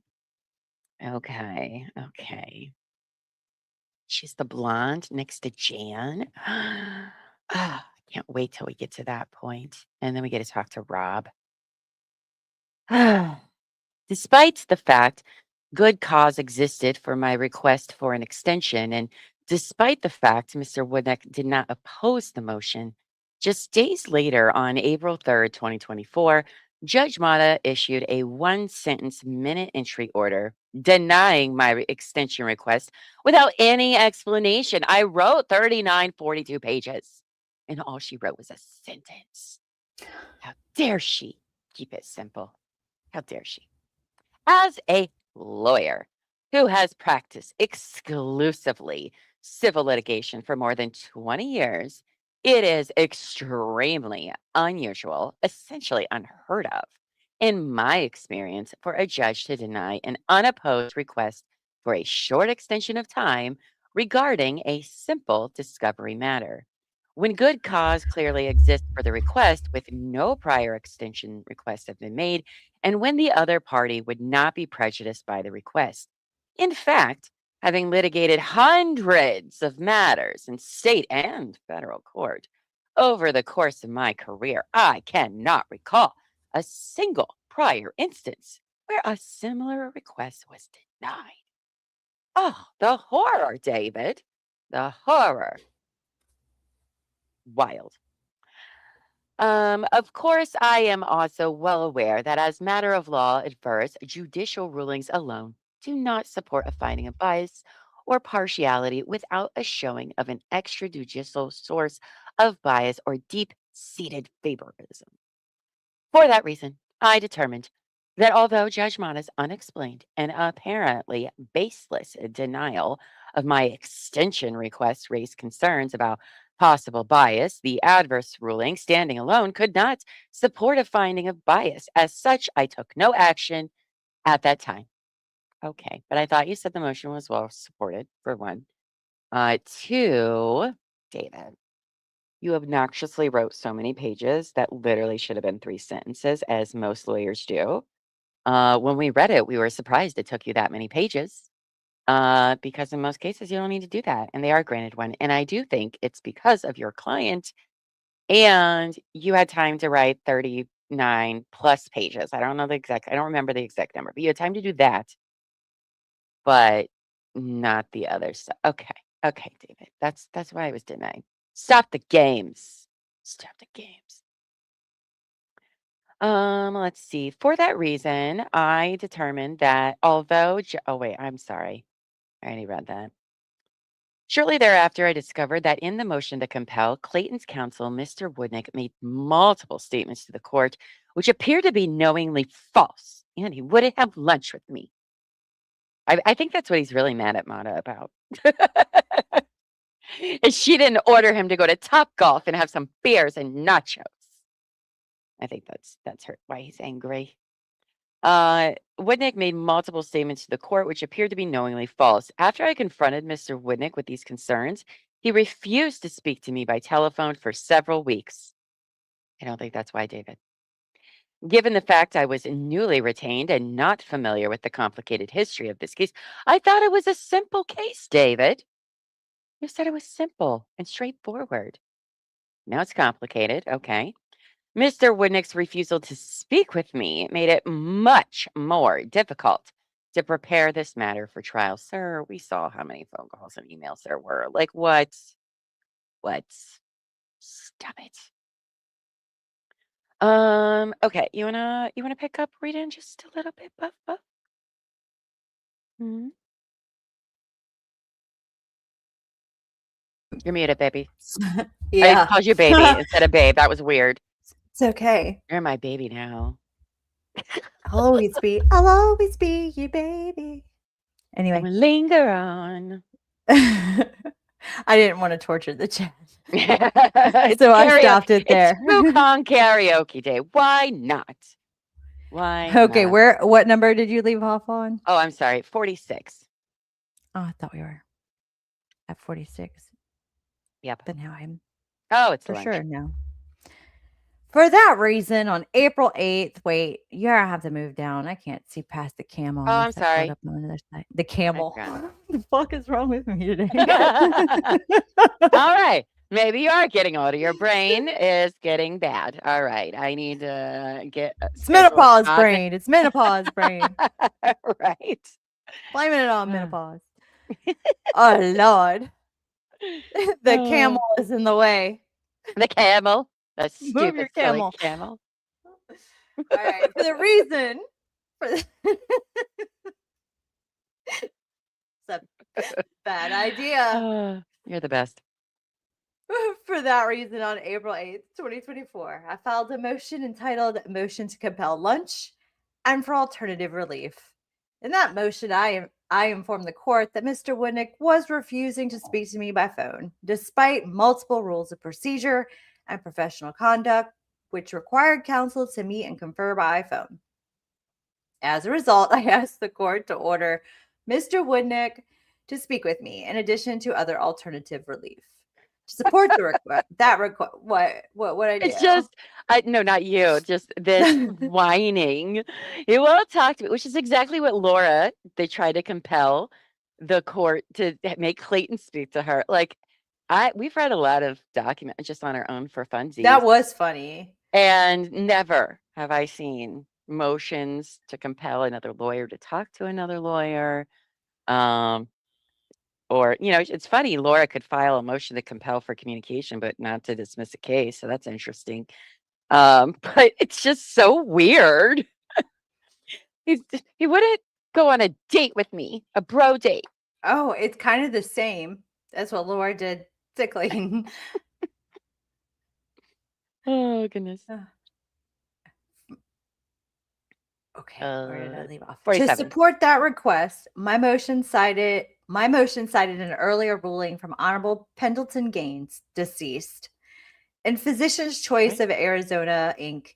versus Miller, case number CV, blah, blah, blah, in which Judge Penny Gaines granted a virtually identical request, noting that the court has rarely seen a motion with more merit.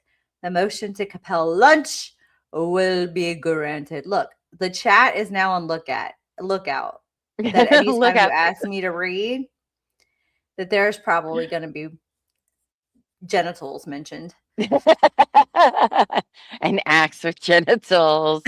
Or, who knows? It's destiny. It's not me. Probably. Right now, we're just talking about lunch. But I mean, who knows? But stuff could come up at any moment in this case. We don't know. Finger banging, dry humping. In the same sentence or in the same paragraph? Oh, man. It wouldn't be the first time, probably. Unfortunately, as she did with my request for an extension of time to respond to motion to compel on April 30th, 2024, filed May 1st, 2024, Judge Mata issued a single sentence minute entry order denying my motion to compel lunch because it was ridiculous. The order denied my request without any analysis or explanation because it was ridiculous. And not arguably ridiculous. It was No, it was absolutely ridiculous. Later that same day, on April 30th, 2024, I learned for the first time that Clayton's counsel intended to use previously undisclosed evidence and witnesses at trial. Due to the untimely and extremely late disclosure within an hour of this discovery, I filed an emergency motion bringing the issue to the court's attention, and I requested an immediate scheduling conference to discuss the issue further. I mean, I do, for David's sake here, I do think it is kind of weird that as a new attorney to a case, there were no hearings in between then and the evidentiary hearing. Like, I do think that's kind of weird. But so I'll give him that. I think that and the lack of extension of time, but is it different in civil court than it is in, criminal court and stuff? I don't know. I mean, I just say he hasn't been actually in front of a judge yet, and I think that's kind of weird, but okay. I don't know if that matters in this civil. I have no idea, but your camel is in my way again. So I oh need my to go down God, just a little bit. a stupid camel. It's gonna happen. It's gonna happen. I'm just gonna make little statements like that for like ever. It's just gonna be a camel from now on. My brain is only functioning at like 5% because I was up far too late last night. Oh, He says happy birthday for you. He's the sweetest. All right. So despite the fact Rule 76, I provide the court must wait. Despite the fact that Rule 76.1, that is not an I, for fuck's sake. Are you sure you want me to read? Yeah, you're doing great. Oh, yeah, I'm doing super fantastic. Provides the court must order a scheduling conference when requested on May 22nd, 2024. Judge Mata issued a minute entry order denying my request for a scheduling conference, again, without any explanation or analysis. Taken together, Judge Mata's single sentence, zero explanation denial of these three motions, the request for an extension of time to respond to motion to compel. I really hate these long ass fucking names. They do. It's the extension of time to respond to the motion to compel. It's the all the prepositions that bother me. It's annoying. The request for an order requiring Mr. Woodnick to speak with me and the request for a scheduling conference caused me to have serious concerns regarding Judge Mata's possible bias and lack of neutrality. However, I continued to believe that despite the existence of what appeared to be apparent bias and hostility, Judge Mata's adverse rulings alone would not support a finding of bias sufficient to seek her disqualification because of the rule. A party challenging a trial judge's impartiality must overcome the presumption that trial judges are free of bias and prejudice. Simon versus Maricopa Medical Center. And the corollary standard that adverse rulings do not support a finding of bias or partiality without a showing of an extrajudicial source of bias or a deep-seated favoritism. That was a lot of words. Summary of judicial misconduct and bias at trial. Okay. This matter proceeded to a bench trial before Judge Mata on June 10th, 2024. And prior to trial, I learned that Dave Neal and the evil Megan Fox. Oh, no. Right? Not them. They were there. The cult leaders. They had media van. Oh, my goodness. The horror. People. They had their cameras out, too. It's rude. So rude. How dare they exercise their right? But okay, David. Okay. See, they were planning to attend the trial and support Clayton. It is my personal belief that courts are publicly funded fora trials, and legal is fora a thing? I have never heard that word before. It is my personal belief that courts are publicly funded forums. I don't know. I think he's trying to be fancy. Trials and legal proceedings belong to the public and should always remain open to the public. But I it doesn't sound further like you bel- believe that. It It sounds like doesn't, you though. arguably believe that. Uh, I say, but then why are you complaining? and about her And they were. dad. Are you mad that they were outside? Are you mad that they were inside? Or both? And he's mad he's not invited to the party. But like you did that to yourself, David. Well, you just picked the wrong team, bro. Yeah, happens. I further believe, as a matter of law, that members of the public have a near absolute right to observe and report on events which take place in court. You do? Well, that's odd because all those YouTubers that wrote or had videos, you seem to indicate that that's an issue for you. So, which is it? Like, that doesn't make sense. Well, He I talks think out of both everybody should sides do of his that. ass. Yes, he does. They can be there, but they shouldn't be celebrating. I don't like it. They all went to a party afterwards. Meh. All I went was a stupid trip to Europe. But they talk too much on YouTube, but about a trial that's happening in a court. Like, I don't understand. It's not coherent. It doesn't make sense. Oh, Nicholas says fora is the plural of forum. Well, I'm sorry. I don't say Legos right either. Why wouldn't it just be I'm from the forum? South. We Why have wouldn't it our just own be language here. forums? I don't call it the Reddit fora. It's the Reddit forums. Okay. Also, I believe it you, doesn't roll Nicholas. off the tongue well either. I mean, I believe you. There's a lot of words that don't roll off the tongue well, but that one doesn't roll off the tongue well at all. But Especially fora when you're. sounds like we're talking about plants or something. That's flora. Well, it's close. Flora. I know. It's a flora. Like, do we hang out on the floras? Okay. This is what happens when this is why we can't cover so much Dave and Laura. We need breaks in between because it literally breaks my brain. Yeah, it makes Buffy and I real stupid. Real stupid. Yeah. Worse than our other days.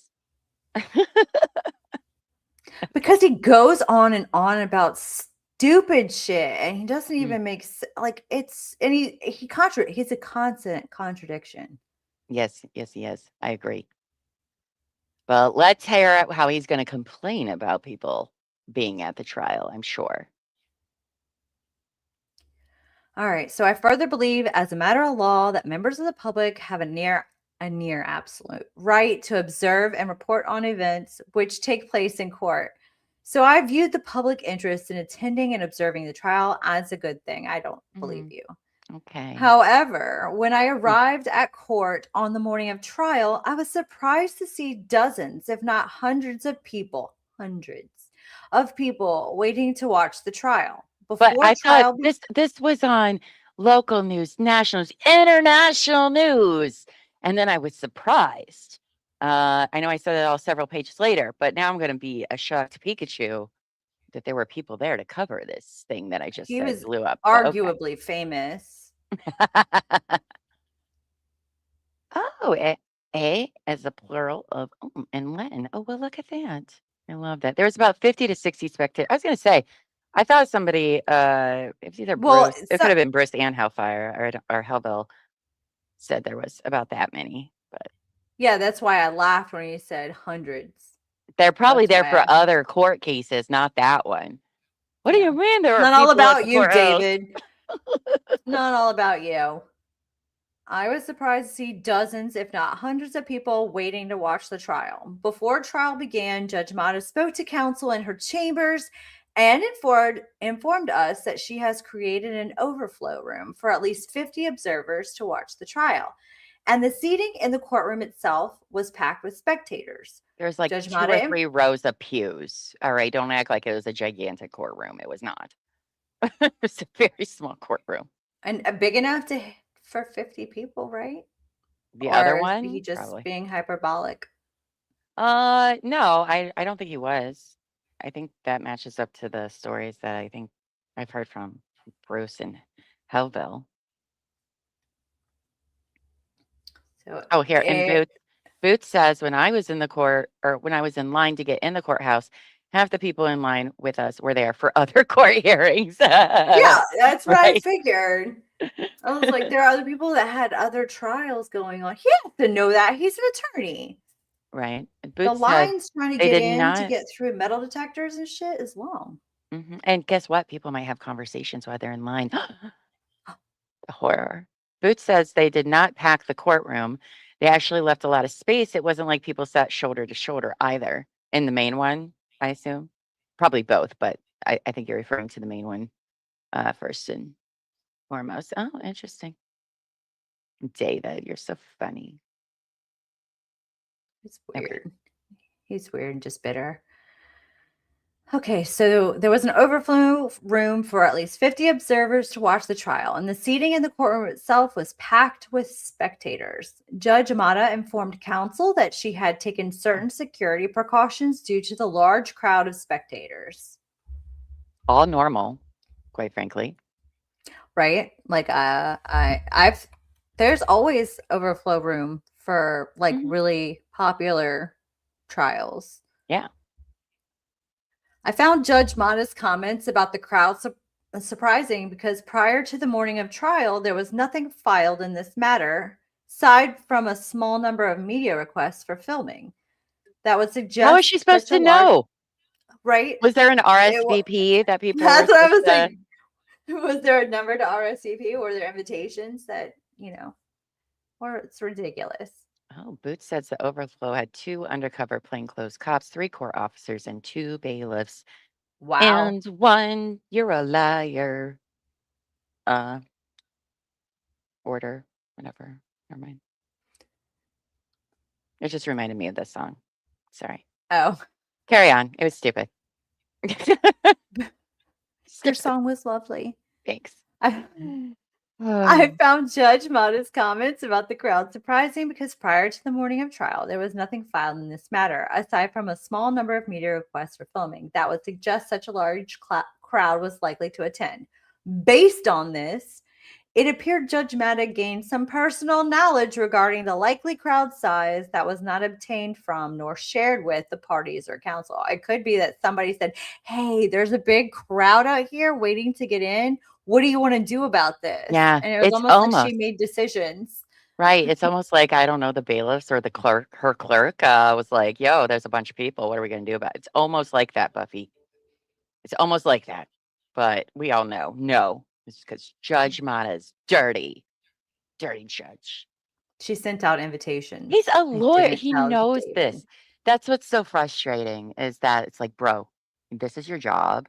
Mr. I've done hundreds of civil cases in federal and state courts. And this is like the first time it's ever happened to you. Even on those super duper famous cases you were on. Stupid. This is why nobody wants to have lunch with you at Top Golf and have nachos, David.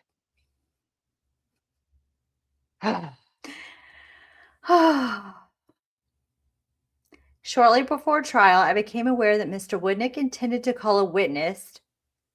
Guess what his name was, guys? Oh my gosh. Mike Ew. Marraccini. No, no, can't be. Oh my goodness. Mr. Marraccini is an ex-boyfriend of Laura's. The pair dated for approximately 2 years while living in San Francisco in 2016 to 2017. During the relationship, Laura claimed Mr. Marraccini violently assaulted her, causing a traumatic brain injury that eventually resulted in Laura developing epilepsy.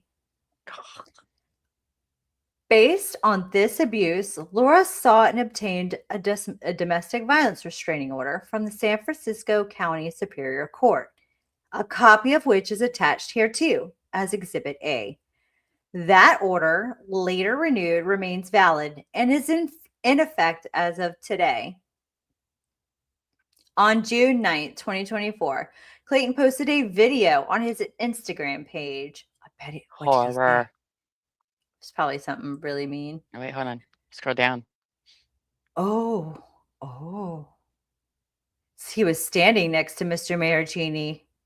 He appears on the right, as shown here.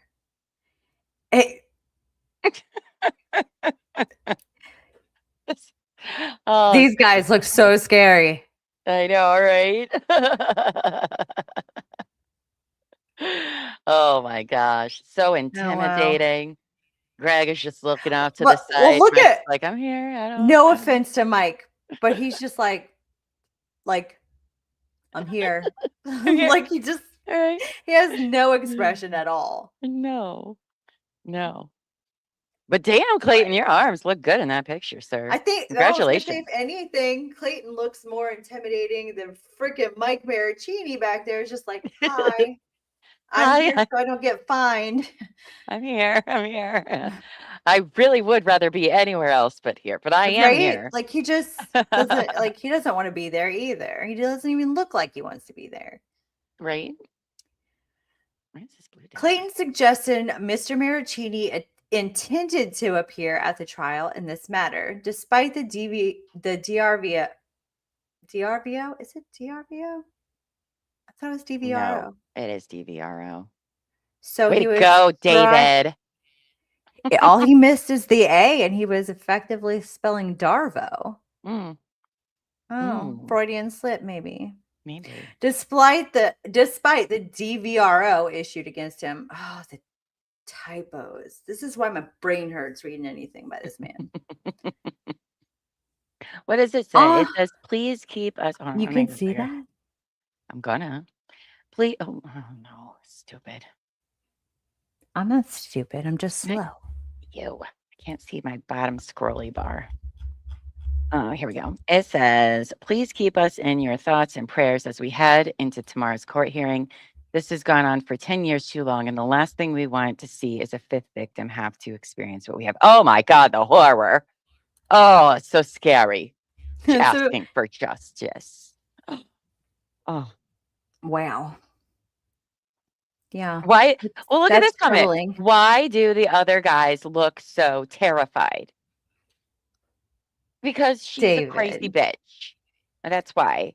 You know, I don't think this other people actually is gonna do what you want it to do. Like the choices you picked to put in your filings are weird. Right? Okay.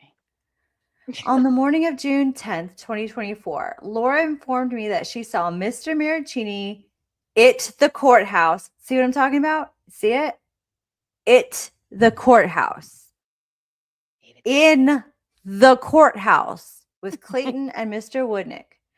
Based on this, Laura told me she was too terrified to participate in the trial, for fuck's sake. So scary. And she told me she intended to leave unless the DVRO was enforced. Having no other available option, I immediately contacted court security and asked them to enforce the California court's order by removing Mr. Marraccini from the facility.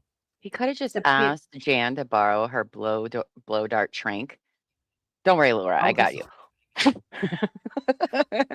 Problem solved. I don't think you can get that in the courthouse. That's probably true. It's fine. It's fine. Superior court security officers informed me that they did not believe they had authority to enforce the order, and they suggested the only option was to call 911 and ask Phoenix PD to enforce the order.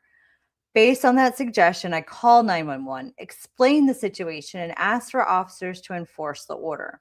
Could you imagine that phone call they got?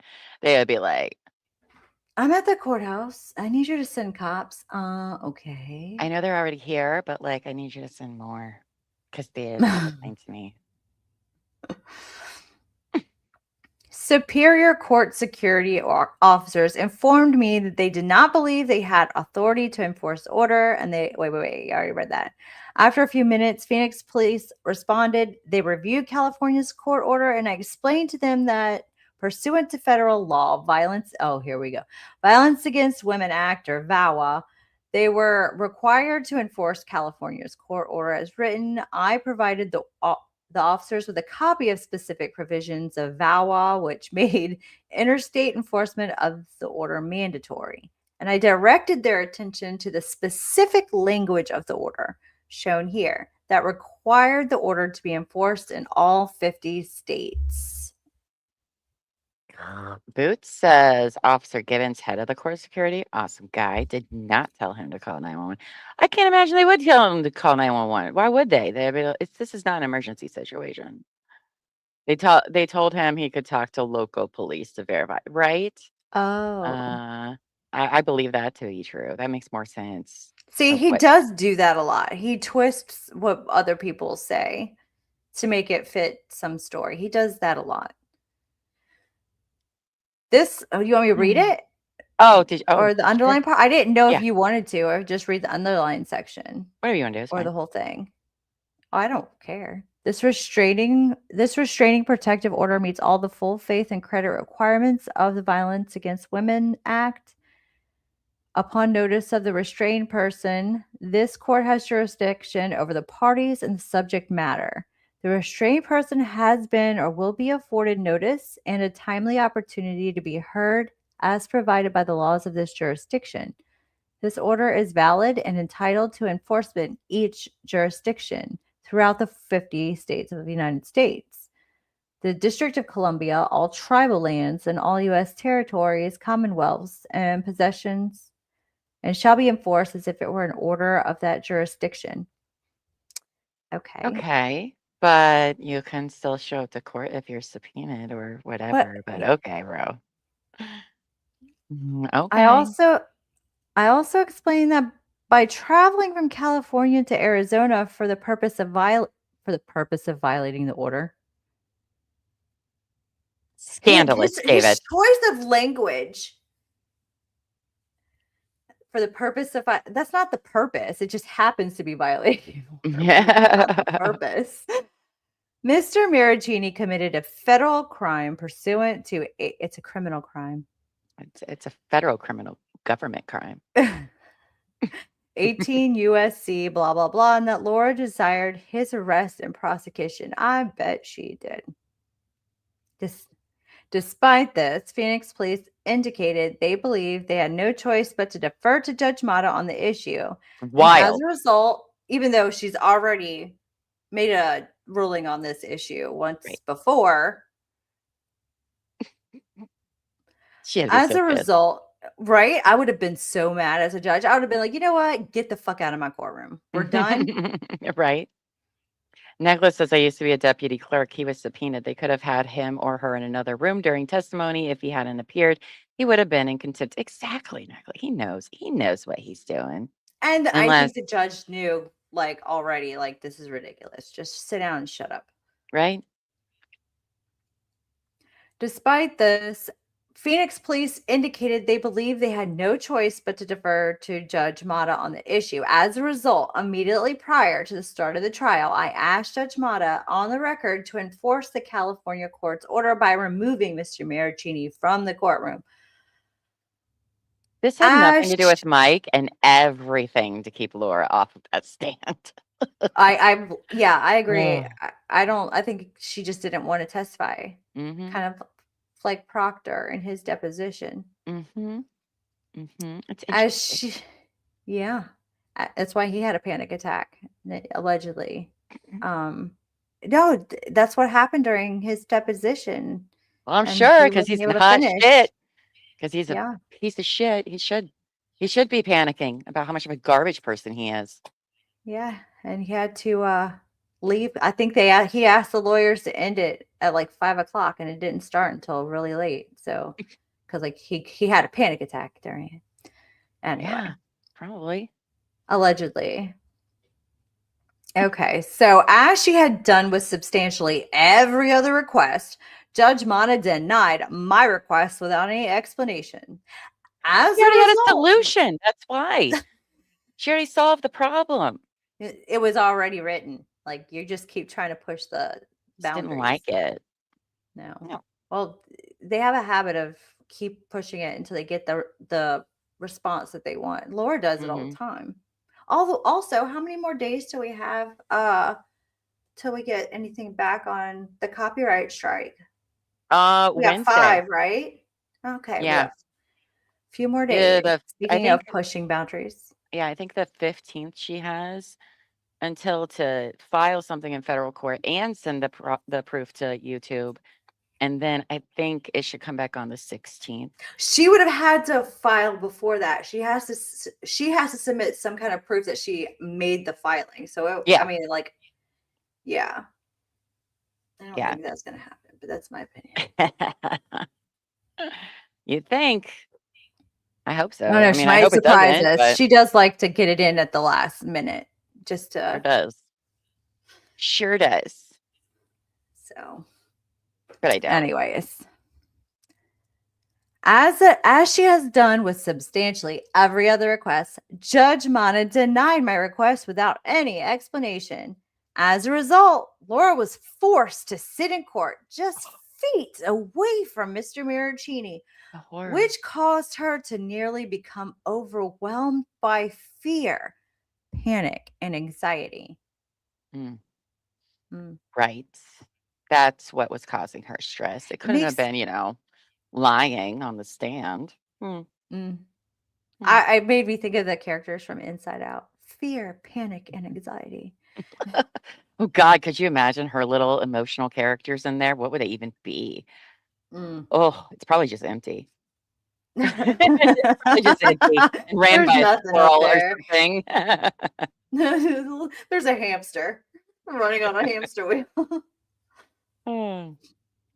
Okay, so at the conclusion of the trial, I informed Judge Mata on the record that I was leaving the country later. Yes, we heard you brag. Later that evening for a family vacation in Europe Mhm. to celebrate my mother's 80th birthday. Nobody cares. Nobody cares. I left Arizona the evening of June 10th, and I remained in Europe until I returned home on the June 29th. Must be nice. Oh, sorry. Forgot. We have medicine alarms. And I remained in Europe until I returned home on June 28th. The majority of this time was spent on a cruise ship in the Mediterranean with my family. Who cares, David? It's a brag. It's a He's brag. so humble. He's so This humble, is- guys. And during that time, my internet access was shit. I'm sorry. It says extremely limited. The ship's Wi-Fi connection was so slow that I was unable to view videos posted on any medium, including Twitter and YouTube, during the cruise. Oh my gosh. I couldn't watch YouTube, which I hate, but I'm going to hate watch everybody and everything. Yeah, he couldn't watch Megan Fox's channel or David Neal. While I was on vacation, Laura contacted me and told me about some extremely disturbing information being shared on social media by Dave Neal and Megan Fox. Isn't that just what I just said? I couldn't watch their videos. Mhm. Specifically, Mr. Neal and Miss Fox appeared in several live streamed and other videos in which they claimed Judge Mata's father was present in the overflow room during the trial, and they claimed Mr. Judge Daddy spoke with several of Clayton's supporters during and after the trial, proclaiming, "I'm here for the shit show." I mean, he's not wrong. I mean, we're all here for the shit show. We're all here for this shit show. And again, Mr. Judge Daddy can have whatever opinion he wants. He's like allowed to do that. And it's on Mr. the Judge local news. Daddy. It's all over the place. So his argument makes no sense to me, but okay. Question, Another- Boots, if you're still around, Boots, was Dave and Megan in the main courtroom or were they in the overflow? Just wondering. I imagine they were in the main one. He said here for circus. Circus, shit show, tomato, is fine, but Circus shit show sounds Yeah. same to me. And you know what? He was right. Oh, Dave was outside the Well- whole time. That is right. I do remember that. Because Bruce, well, in Bruce's story, Yeah. he was in the media van and whatnot. Oh, that's right. I'm sorry. Megan was in the Another main court. individual. Okay. Thanks. Another individual claimed Judge Mata's father sat with them and expressed that he was here for the circus. So In the first part, he was proclaiming, like on the courthouse steps Mhm. with his scroll, "I am here for the shit show." And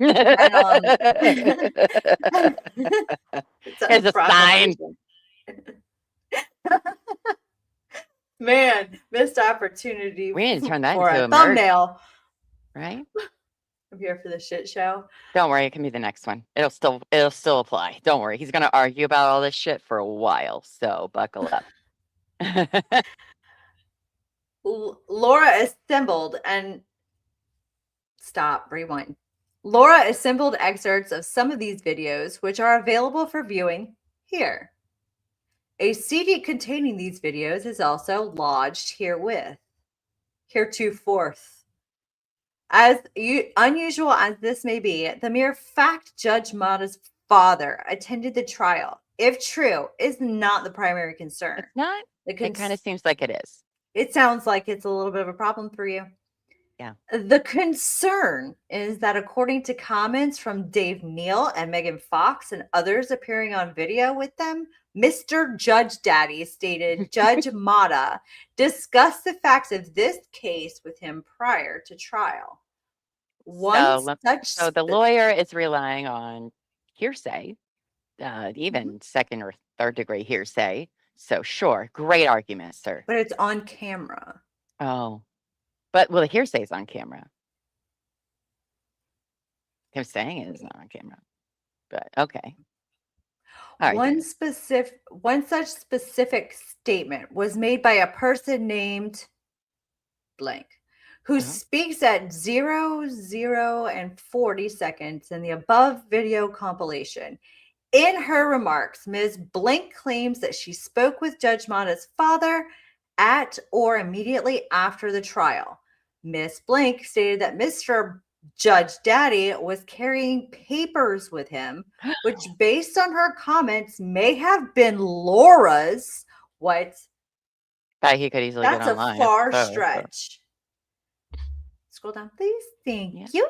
You're welcome. Request for findings of fact and conclusions of law.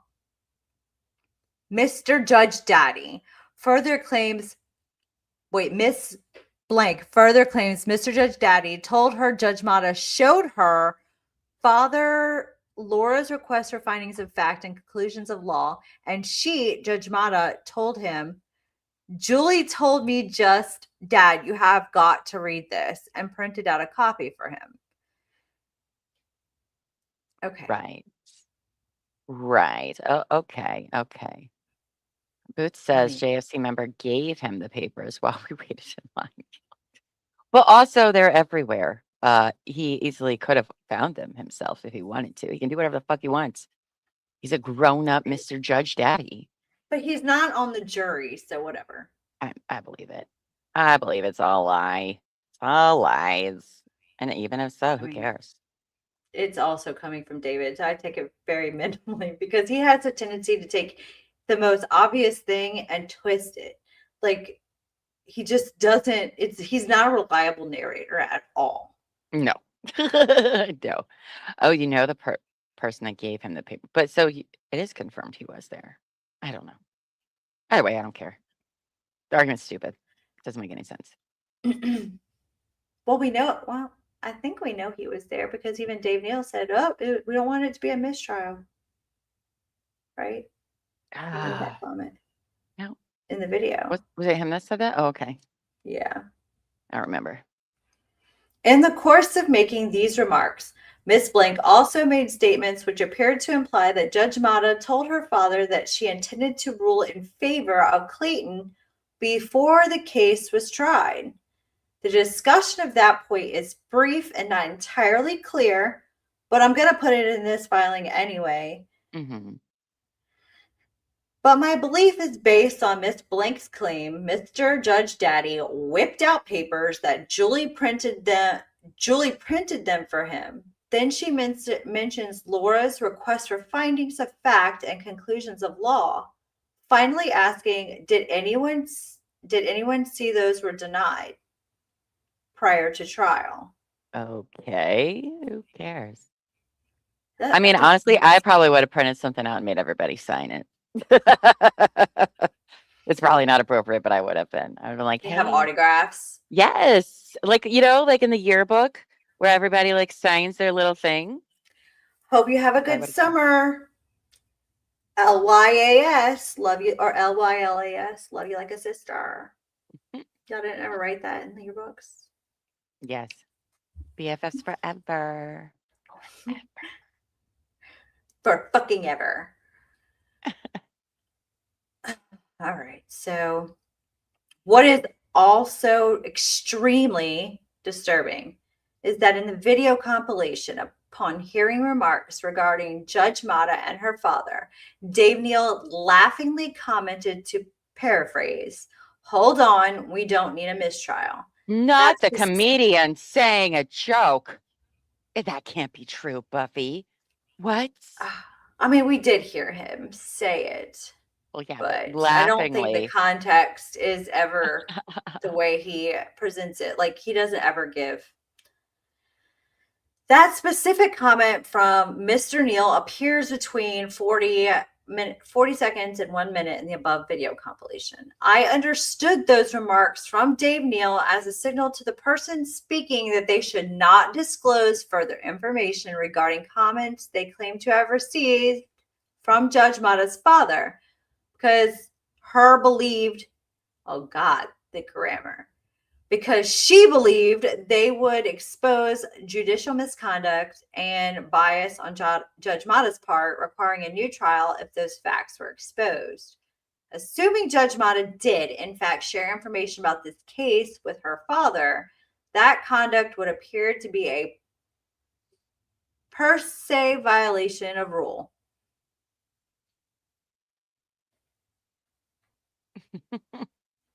Rule 2.9. I can't say that. Oh, okay. Never mind. Sorry. And the Arizona Code of Judicial Conduct. Despite these allegations, my personal view, based on the past several months, is that Clayton's followers are generally not honest or reliable. Wow. Oh, that pot meat kettle. Because I just got done saying the exact same thing about you. Right. And I considered the possibility the claims made regarding Judge Mata's father may be fabricated, either in whole or in part. Given how serious the issues were, I did not believe I could ethically make a formal accusation of judicial impropriety without taking some reasonable steps to verify the truth of what happened. CEG, Arizona Rules of Professional Conduct, a lawyer shall not make a statement that the law knows to be false or with reckless disregard as to its truth or falsity concerning the qualifications or integrity of a judge. Oh. We're just going to throw that in the garbage. Okay. In an effort to ascertain the truth while on vacation on the morning of June 17th of 2024, before I received the post-trial decision, I sent an email to Judge Mata's division in which I raised concerns regarding Judge Mata's father and the alleged statements made by Dave Neal and Megan Fox. And at that time, I had not yet seen Miss Derby's remark. Oh, you didn't redact that. A true and correct copy of this email is attached here too as Exhibit B. In this email, while noting the highly unusual circumstances, I asked Judge Mata to promptly provide a response to the allegations regarding her father. I further explained that if these allegations were true, I believe they may support a change of judge for cause. Oh my God. Of A course. few hours later, I received an email response from Judge Mata's division stating, to the extent that either party wishes to bring a matter to the court's attention, the court respectfully asks that you file the appropriate motion. A true and correct copy of this email is attached here too as Exhibit C. Other than this brief response, Judge Mata did not admit or deny the allegations concerning her father. About 14 hours later, on the morning of June 18th, I received the court's post-trial ruling on the merits, a copy of which is attached here too, as Exhibit D. And after reviewing the June 18th decision, which found in favor of Clayton as to virtually all issues, Laura and I immediately noticed something truly shocking. Oh my gosh, what could it be? Oh, wow. Thank goodness him and Laura are bringing this to everybody's attention. It must be good. The ruling contained findings that were not based on any evidence at trial. Instead, those findings were clearly copied from posts on social media. Unbelievable. No Unbelievable. way. The system is dead. Oh, Lord Jesus. There you go. Get my camo out of the way. Your camel. Specifically and to cite just one obvious example, on page 10 of the decision, Judge Mata made certain findings that were purportedly based on the trial testimony of Clayton's medical expert witness, Dr. Samantha Deans. Dr. Deans is an OBGYN who previously worked for Planned Parenthood on the East Coast. As shown below, Judge Mata made a specific factual finding that according to the trial testimony of Dr. Deans, Planned Parenthood is not open on Sundays. She further testified that Planned Parenthood is not open on Sundays when petitioner testified she sought care July 2nd, 2023. That's the highlighted section. Without belaboring the details of the entire history of that issue, the Why question not, of David? whether, We're already here. You might as well. well, You've he already been usually belaboring does, everything. because it probably would have gone on for another 50 pages. Oh, don't worry. He'll keep it short and sweet. He always does. Sure. It's always Mhm. succinct, very succinct. Mm-hmm. Without belaboring the details of the entire history of that issue, the question of whether Planned Parenthood was or was not open on Sundays was relevant and extremely important. This is so because at trial, Laura testified she sought care from a Planned Parenthood location in Southern California on July 2nd. As it happens, July 2nd was a Sunday.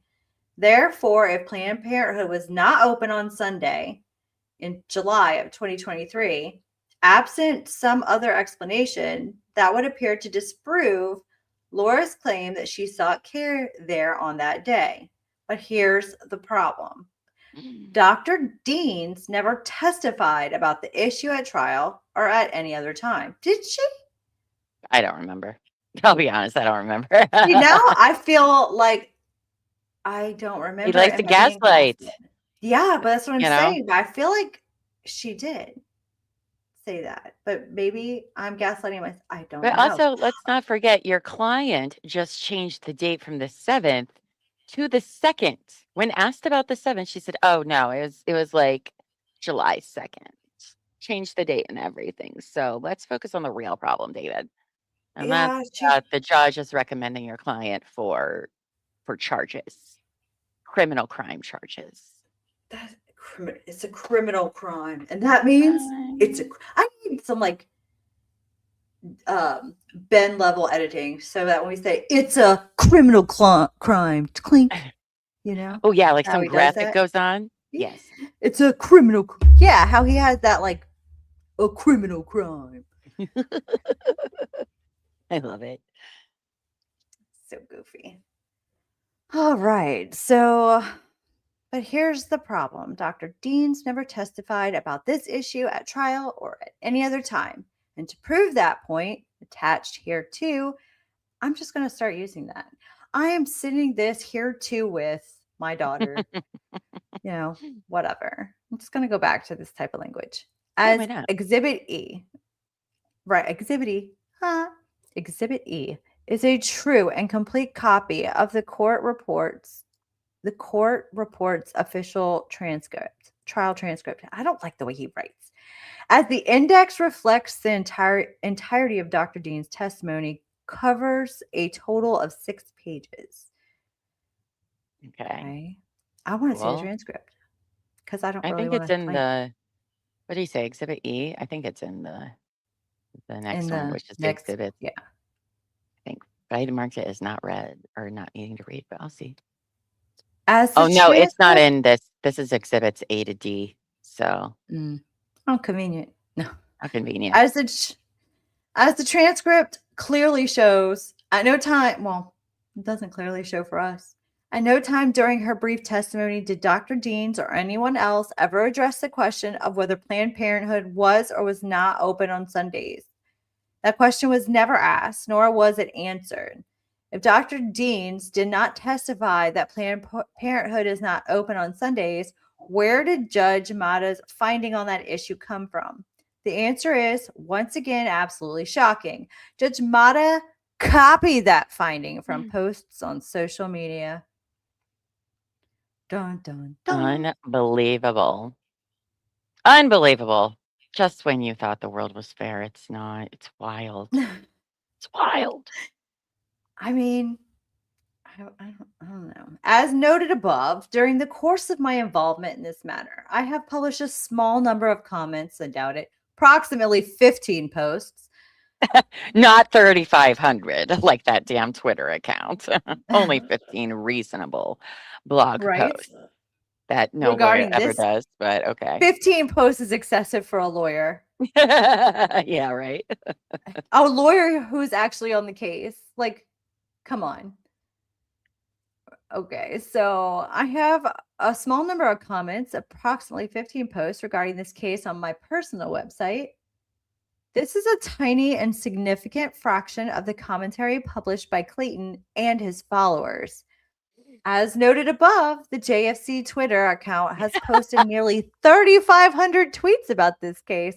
Do you see? Like, we already know how he thinks before we even get there. I don't know if that's a good thing or a bad thing for us. It's because we've been here too long. Oh, right. That we already knew what he was going to do. See? I only have 15, and then exactly what he did. He is like, compared to the 3,500. I only did 15. Don't worry. It's ridiculous. This is a tiny and significant fraction of the commentary published by Clayton and his followers. As noted above, the JFC Twitter account has posted nearly 3,500 tweets about this case.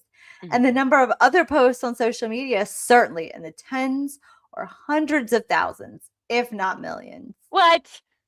Shut up. No, it's not. It's not even close. Do you know how many posts that is to equal 1 million, David? He's counting the individual responses and the likes on Reddit. Like, he's counting all the comments and likes. Like, he's got to be. There's no way it's millions of posts. No way.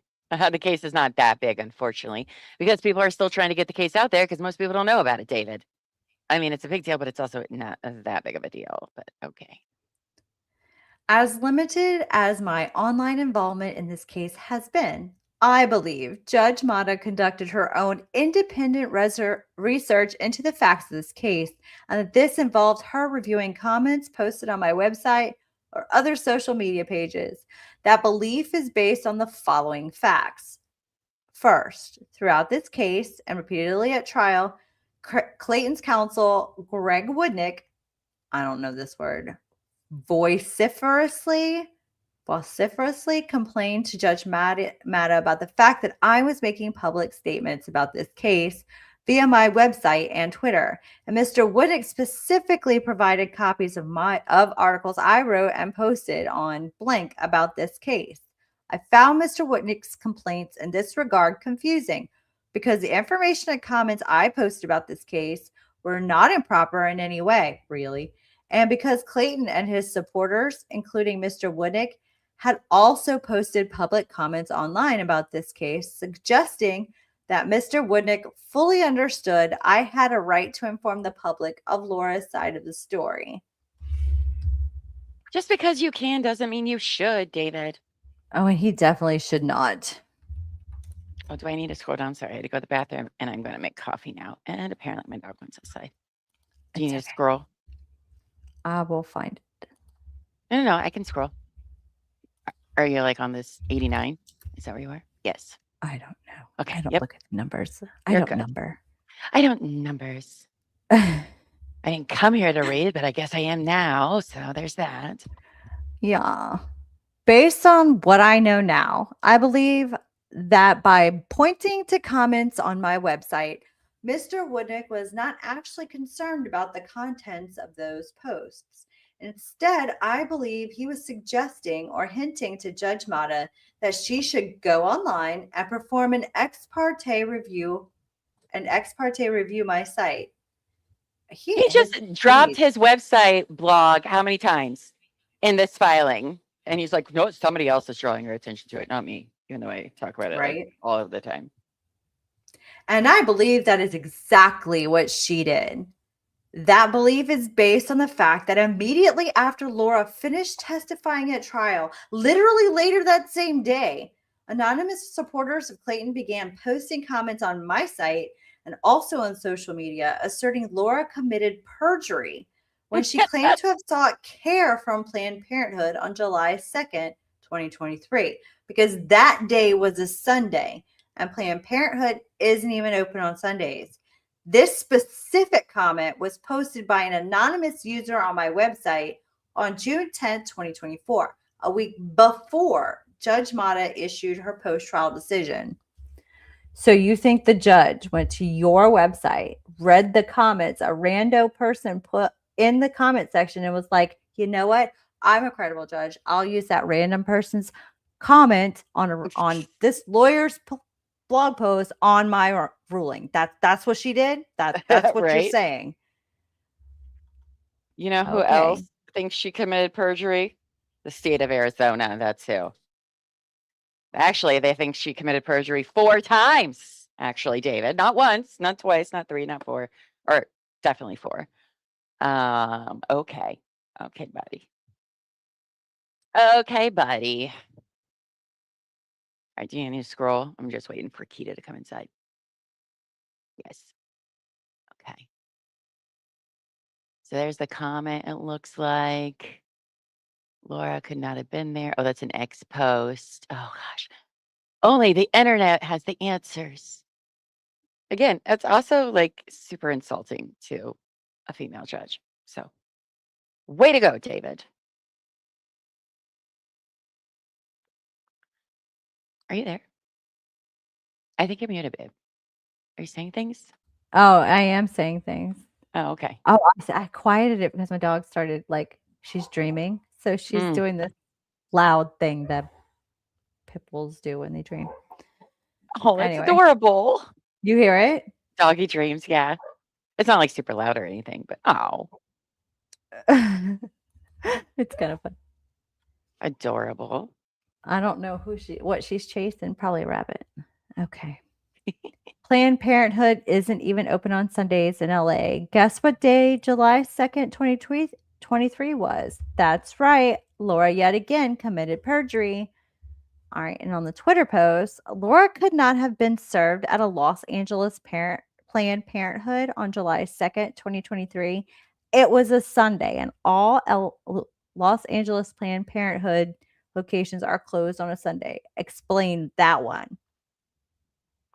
Okay. Explain that one.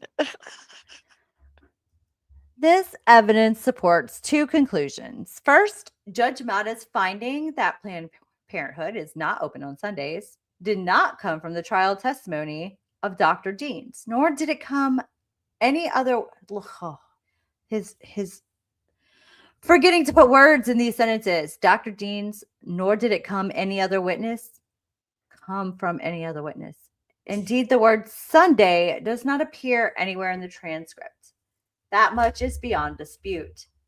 Second, the evidence shows Judge Mata violated Rule 29 of the Arizona Code of Judicial Conduct by performing a secret, undisclosed investigation in the facts of this matter, which clearly would have resulted in her seeing comments from Clayton's supporters regarding their beliefs as to Planned Parenthood's hours of operations. The fact that Judge Mata based her post-trial ruling on anything other than the admitted trial evidence demonstrates beyond a preponderance of the evidence that grounds exist to disqualify Judge Mata from this matter on the basis of bias and prejudice. The same is true of Judge Mata's decision to have an ex parte discussion about this case with her father. Right. The legal arguments supporting those conclusions are set forth in a memorandum of law concurrently herewith pursuant to Family Law Rule 6.1. For the reasons I stated above, I have grounds to believe, and I do believe, that on account of bias, prejudice, and other interests, the judge currently assigned to this matter, Honorable Julie A. Mata, is unable to act fairly and impartially, and she is unable to provide petitioner Laura Owens with a fair trial, including a fair retrial, which Ms. Owens is concurrently requesting. Pursuant to 28 USC, I declare under penalty of perjury under the laws of the United States of America and the state of Arizona that the foregoing is true and correct. So this whole statement is based on second, third degree hearsay, an anonymous post on his blog and the internet. That's his evidence for this. This is so laughable, quite frankly. Laughable, David. I feel like I should have paid more attention to Dr. Dean's testimony. Nobody told us that. You could have told us in the chat to pay attention. No, I'm not blaming you. No. Oh, that's nice, Spencer. Happy birthday to the Queen Buffet. All right, so we got one last thing that we're going to read today. This is from his exhibits he filed. Exhibit E was not included in this, just A through D. I don't know why, but okay. And so everything else is repetitive, except for this is the email that he said he sent to Judge Mata on June 17th at 10:10 a.m. He says, "Dear Judge Mata's division, I am writing to raise a potentially urgent issue that has just come to my attention. In short, Ms. Owens informs me that various individuals have recently posted claims on social media, which, if true, may warrant a change of judge for cause pursuant to Family Law Rule 6.1. Before pursuing this further, I wanted to bring this to the court's attention and request a response from Judge Mata directly to verify whether the allegations are true. Detective David is on the case. In short, Ms. Owens has informed me of the following because she's a very reliable person for information. 1. Judge Mata's father was personally present at the trial held on this matter on Monday, June 10th. 2. After the trial, several individuals, supporters of Mr. Echard, you didn't actually know that though, but okay, claimed to have discussed this case with Judge Mata's father. And 3, according to these individuals, Judge Mata's father claimed the judge shared information with him about the case and made comments indicating Judge Mata intended to make adverse rulings against Miss Owens before trial. Obviously, if these allegations are true, they raise extreme serious concerns. However, what does Jack say obviously means? It's like, I don't know, but I know we use it way too much to make fun of each other now. we do. But I was just thinking, wasn't it like something dumbass? Like that's. Oh no, that's what I think it is. Yeah, that's true. He did say that too. It's like insulting. And you kind of simplified it, and it was funny. I was trying to. Because now that's unless you're a dumbass motherfucker, it's obvious. However, I am fully aware that similar claims have recently been posted on social media in other unrelated cases, and those claims were later shown to be false. What? Tell me it's not true. Surely nobody would post false things on the internet. No. In this instance, Ms. Owens has reasons to believe the allegations regarding Judge Mata's father are true. She has obtained a video of at least one person making these claims, and that person claims to have directly communicated with Judge Mata's father about this matter. If this claim is true, Ms. Owens believes this may warrant a change of judge for cause pursuant to Family Law Rule 6.1. Before proceeding, as unusual as this may be, I am respectfully asking Judge Mata to respond directly and explain whether these allegations are true. As I mentioned in court last week, I am currently in Europe on a family vacation. Oh my God. We are currently on a cruise ship, the Norwegian Getaway, in case you wanted to know the name of the ship, anchored in Cannes, France. We are leaving this evening for Florence, Italy, and we will be on the ship until early next week when it docks in Athens. Oh my gosh. Sir, we will have extremely limited phone and internet while this ship is at sea. Currently, as of Monday, June 17th, we are 9 hours ahead of Arizona time, and that will increase as we move further east. That is how time zones work, yes. Again, I fully understand the unusual nature of this message because it sounds bogus and bullshit and ridiculous. And as noted above, I understand the allegations may be entirely false, but I fully plan on dragging Judge Mata's name and reputation in the mud, but it's fine. However, given the serious nature of this issue, Ms. Owens has asked me to move forward with an immediate notice of change of judge for cause unless the court confirms the above allegations are false.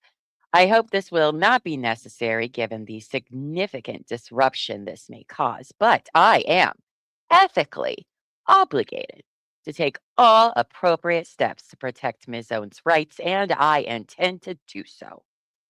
For that reason, I respectfully, underlined, request a response from the court to the issues raised above by 5 p.m. Arizona time tomorrow, June 18th, 2024. Wow. Put the Or deadline. he's having the babies. He's having the babies, Mata. It's going to happen. For purposes of clarity, the questions I am propounding are as follows. Was Judge Mata's father present, either in court or in the overflow room for the trial in this matter on June 10th? 2. Did Judge Mata's father speak with Mr. Echard or any of his supporters, including any of his attorneys at any time? And 3. Did Judge Mata share any information of any kind with her father regarding this case prior to June 10th, 2024? And if so, what specific information was shared? Thank you for your prompt attention to this request. Do you know what David. this sounds like to me? Hmm. This sounds like an attempt at like extortion or blackmail. Yeah, it's kind of weird. It's very unusual, David. You got that right. Because this email was sent to her before she came out with her ruling. Correct? Yes. Okay, The and that's day what I was. of. No. Yeah, yeah. It was sent to her, and then her ruling came out.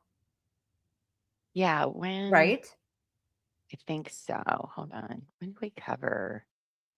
Hold on, let me scroll up. Oh, it's in there. June thing. Because it says It's either the 17th or the 19th that came out.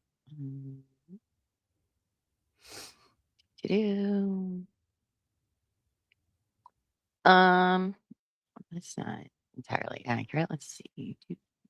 Okay, so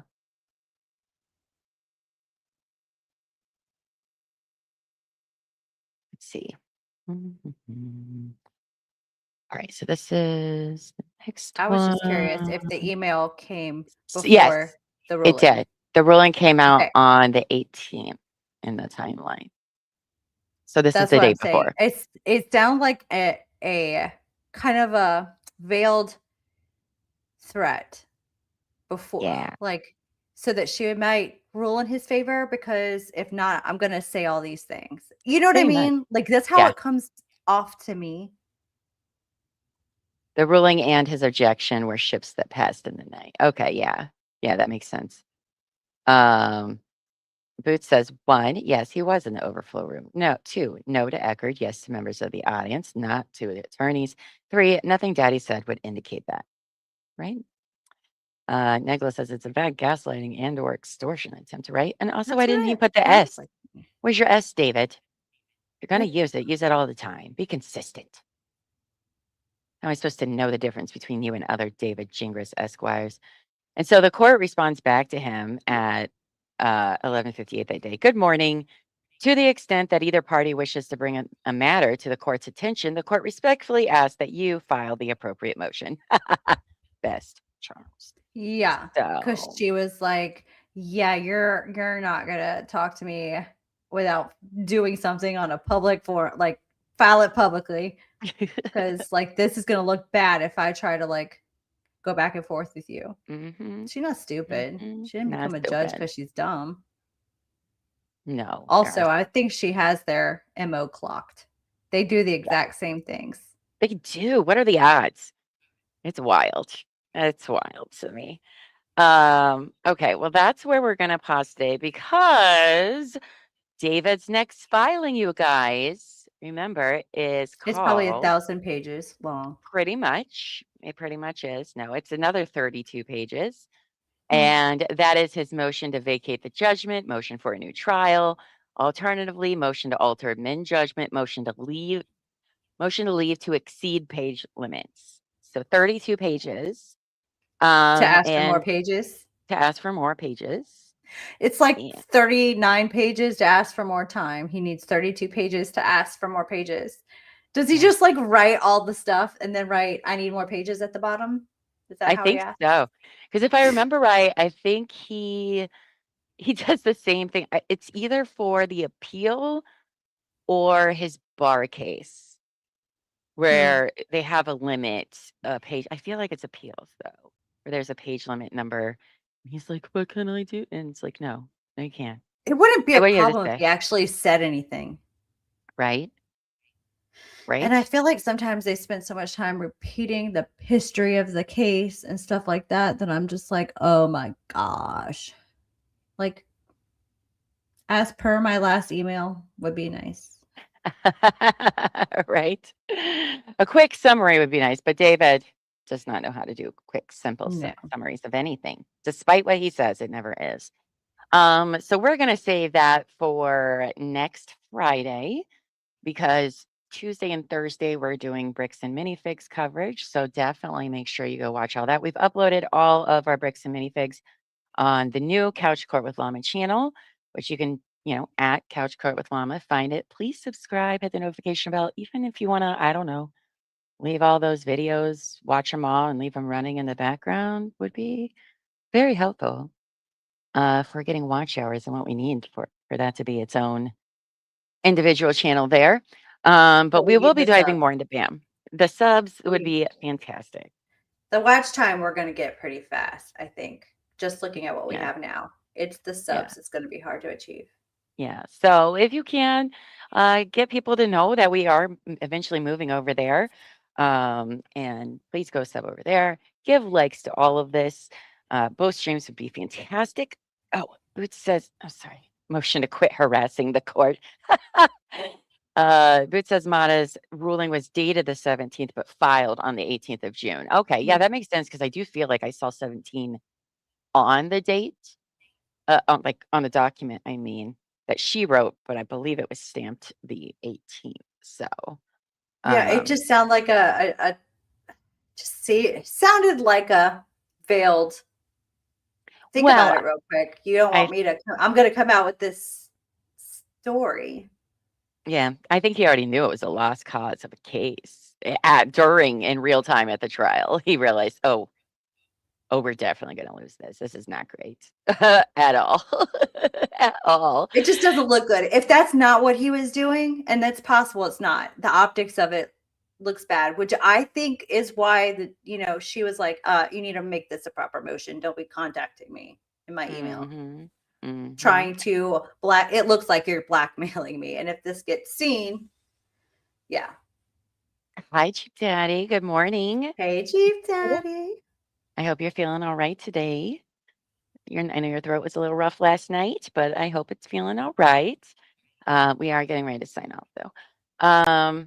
But so we will cover Laura's stuff next Friday, as I said, for Fukong Friday. And Tuesday and Thursday we'll be back at normal times at 10.